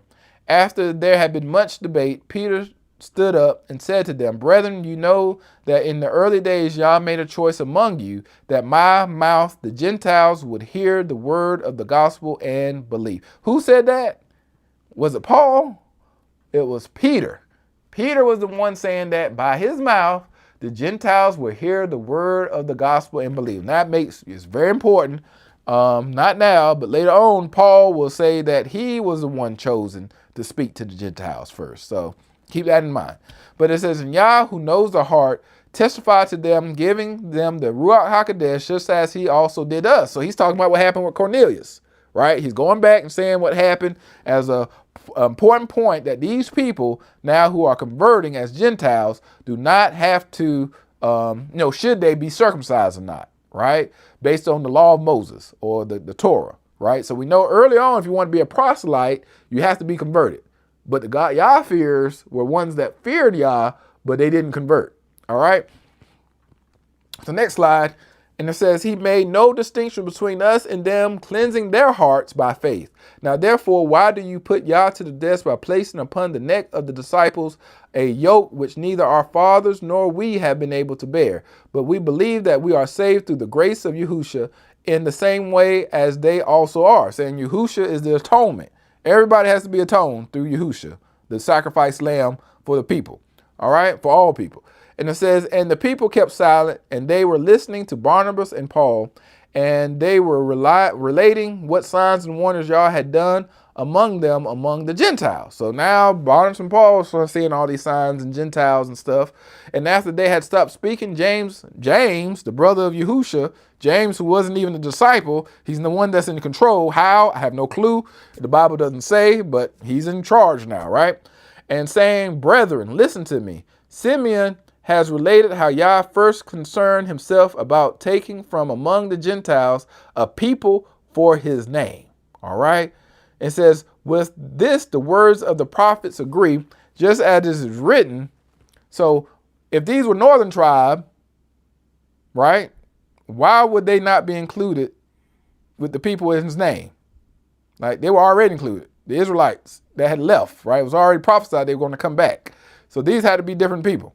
In verse 16, after these things, next slide, it says, after these things I will return and I will rebuild the tabernacle of David, which has fallen, and I will rebuild its ruins and I will restore it, so that the rest of mankind may seek Yahuwah and all the Gentiles who are called by my name. Where does that? So for those that's been with me for a while, we know that we use NASB and things are uppercase because they're basically quoting the Tanakh, Old Testament scripture. So they're quoting, what is this Old Testament scripture is talking about, right? So what does it mean? So the rest of mankind, if you're talking about the Israelites, how are you talking about the rest of mankind, right? So they may seek Yahuwah, all the Gentiles, all the non-believers, all the non-Israelites who are called by my name, right? Says Yahuwah, who makes these things known from long ago. So these things have already been stated long time ago. This is not new theology that's coming with the New Testament, right? So we can see, this is just something different. But this is the prophecy in Amos 9. This is where it comes from. And it says in Amos 9:14, and I will restore the captivity of my people Israel, and they will build the ruined cities and live in them. They will also plant vineyards and drink their wine, and make gardens and eat their fruit. I will also plant them on their land, and they will not again be rooted out of the land which I will give them, says Yahuwah. So we can see here where it talks about how he's going to rebuild the ruined cities, right? So we know that that's part of that prophecy, that he's going to rebuild the ruined cities. So there's not, we haven't got to the part about the Gentiles yet, right? So let's go to the next slide. So we can see there, even with Acts 15, right at the top, we can see where it says, that's why this is the extra part where it talks about how this changed over time, which is interesting, but I'm not going to all that today. But Acts 15 says, I only got a couple of minutes. So Acts 15 says that in 17, that the residue of men might seek after Yahuwah and all the Gentiles upon whom my name is called, saith Yahuwah, who doeth all these things, right? And in King James Version, if we look at Amos 9, verse 12, it says that they may possess the remnant of Edom. Where did Edom come from? It should be Gentiles, right? So look at that history. It's interesting, but I'm not going to all that today. And all the heathen, so it says Edom and the heathen and the Gentiles, the Goy, which are called by my name, saith Yahuwah that doeth this. Amos 12 in the NASB says that they may possess the remnant of Edom and all the nations who are called by my name. So it's similar, even in the NASB. But if you go into the Septuagint, the older text, right, it says in verse 12 that the remnant of men, it has nothing about Edom there, and all the Gentiles upon who are called by my name. So we can see that even in, Amos, it talks about how receiving the Gentiles outside of the Israelites who are gathered, that he's going to get the Gentiles, a different group of people, and that this is a prophecy from the Tanakh. So we know that the Israelites were already included. The northern tribe was already included as part of that, right? But it's interesting the fact that somehow it became the remnant of Edom, all right? So next slide. So this is the things that had to be done, right? Therefore, it is my judgment, and we do not trouble those who are turning to Yah from among the Gentiles. This is James, the brother of Yahusha. But that we write to them that they should abstain the things contaminated by idols, from fornication, from what is strangled, and from blood. 4 things they had to do, right? As Gentiles to receive, to be accepted by the, beliefs of the Israelites, right? Through Yahusha.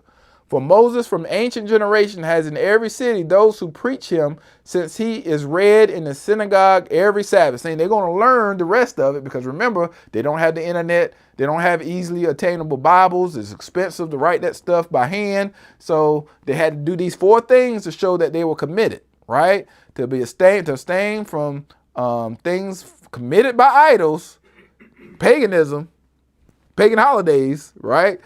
From fornication, having sex out of marriage. Even some Israelites are doing that now, and it's wrong.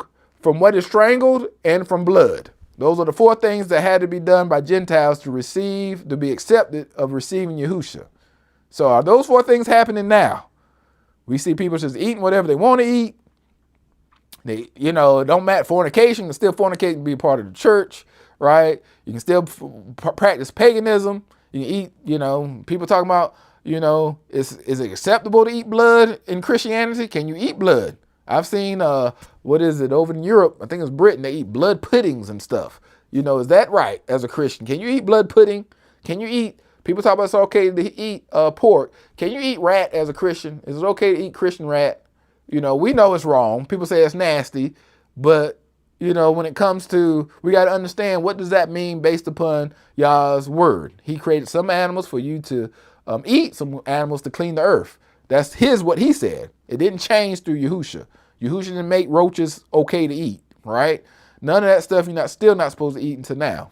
But it says, for Moses from ancient generation has in every city those who preach, since he is read in the synagogue every Sabbath. So it's still the Sabbath. They're still saying that you're supposed to go to the synagogue on the Sabbath day. So even then it seemed good to all the apostles and the elders with the whole church to choose men from among them to send to Antioch. So Antioch is basically where the other 2 guys were, right? And they were there converting Israelite, right? Hellenized Israelites. They were converting them then. Even before, it sounded like Paul was even there.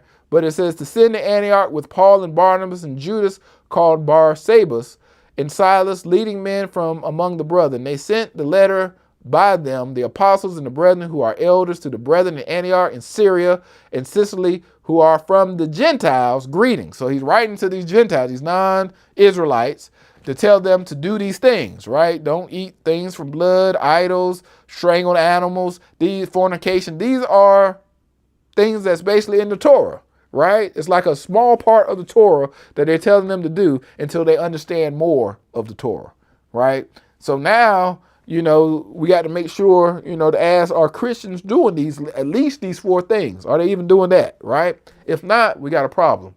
Yes? You said 4 contaminated by idols, fornication. Yes, 4 things is contaminated by idols, fornication, things strangled, and things made from blood. It's 4. Oh, I see. Okay, gotcha. Yeah, blood and strangle, 2 different things, separate but the same. Yeah, still eating. So we can see there that it's important that we go on to the rest. It says 28, for it seemed good to the Ruach HaKodesh to us to lay upon you no greater burden than these essentials. These are the essentials, they're saying. Abstain from things sacrificed to idols, from blood, from things strangled, and from fornication. All right, that's what the disciples, the apostles, James said that, if you want to call them Christians, we call them the Nazarenes, the Messianics. Those were the first people before Christians came later. But these are the things that they were not able to do. Right. Well, it does say at Antioch they were called Christians, but we say Nazarenes were the disciples, the Israelites who converted to believing in the Messiah before the Gentiles even did. So, that's the difference. You got to understand that history too. All right. So we're not going to go into, just for the sake of time, we're going to skip over the next slide, and I'm just going to read this for next week. So there was a second council. This is why this is important, right? So there's an Acts 15 council and there's an Acts 21 council.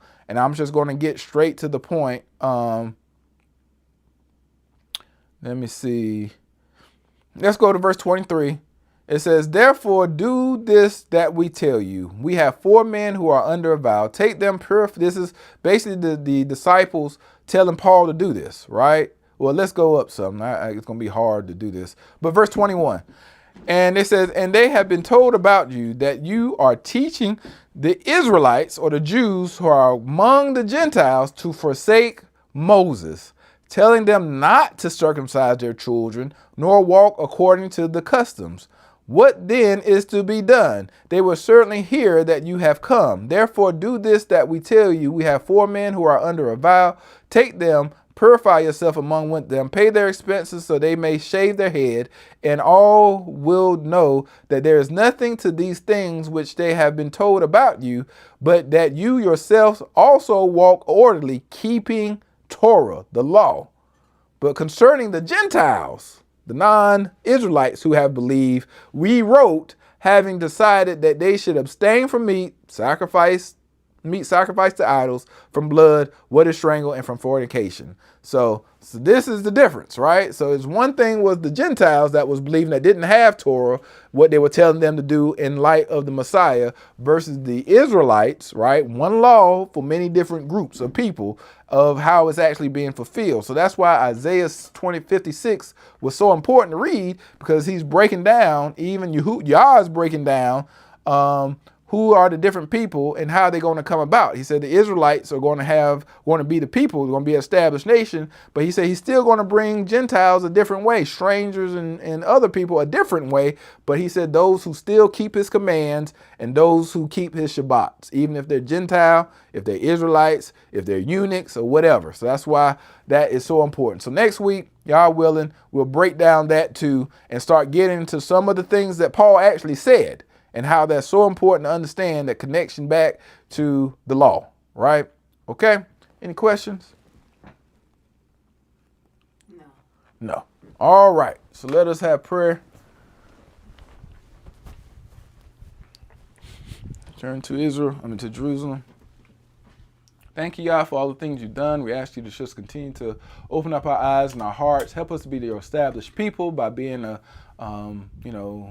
our behavior, our conduct before others, are to glorify you. No matter what people do to us, we know that vengeance is yours, that you will redeem your people in due time, and that this is part of the awakening, that those dry bones are coming together to be a great nation. So help us to be a part of that nation, not only through our identity, but also through the spiritual parts of your Ruach coming into the hearts of men, and also allowing your son, Yahushua HaMashiach, to die for our sins, for those that were created from the beginning, that you have created out of love through your son, even Noah, how those 3 nations come about, and how through those nation of Shem that you have Israel coming forth to bring those nations back to who you are as well. That's the reason why you have called us forth to be that chosen nation, that example to the world that can come from the dirt to be your Mamleket Kohanim, your kingdom of priests. So help us to live like priests, help us to love one another and continue to build one another until we got clarity and understanding.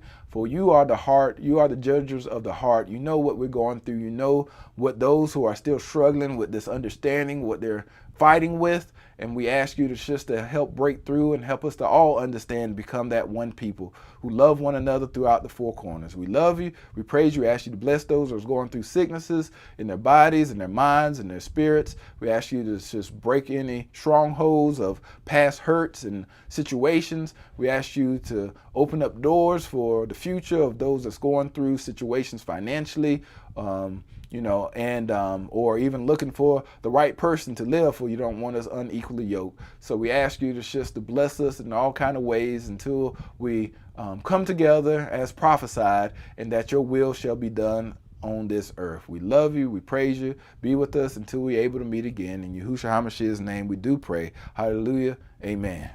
Hallelujah.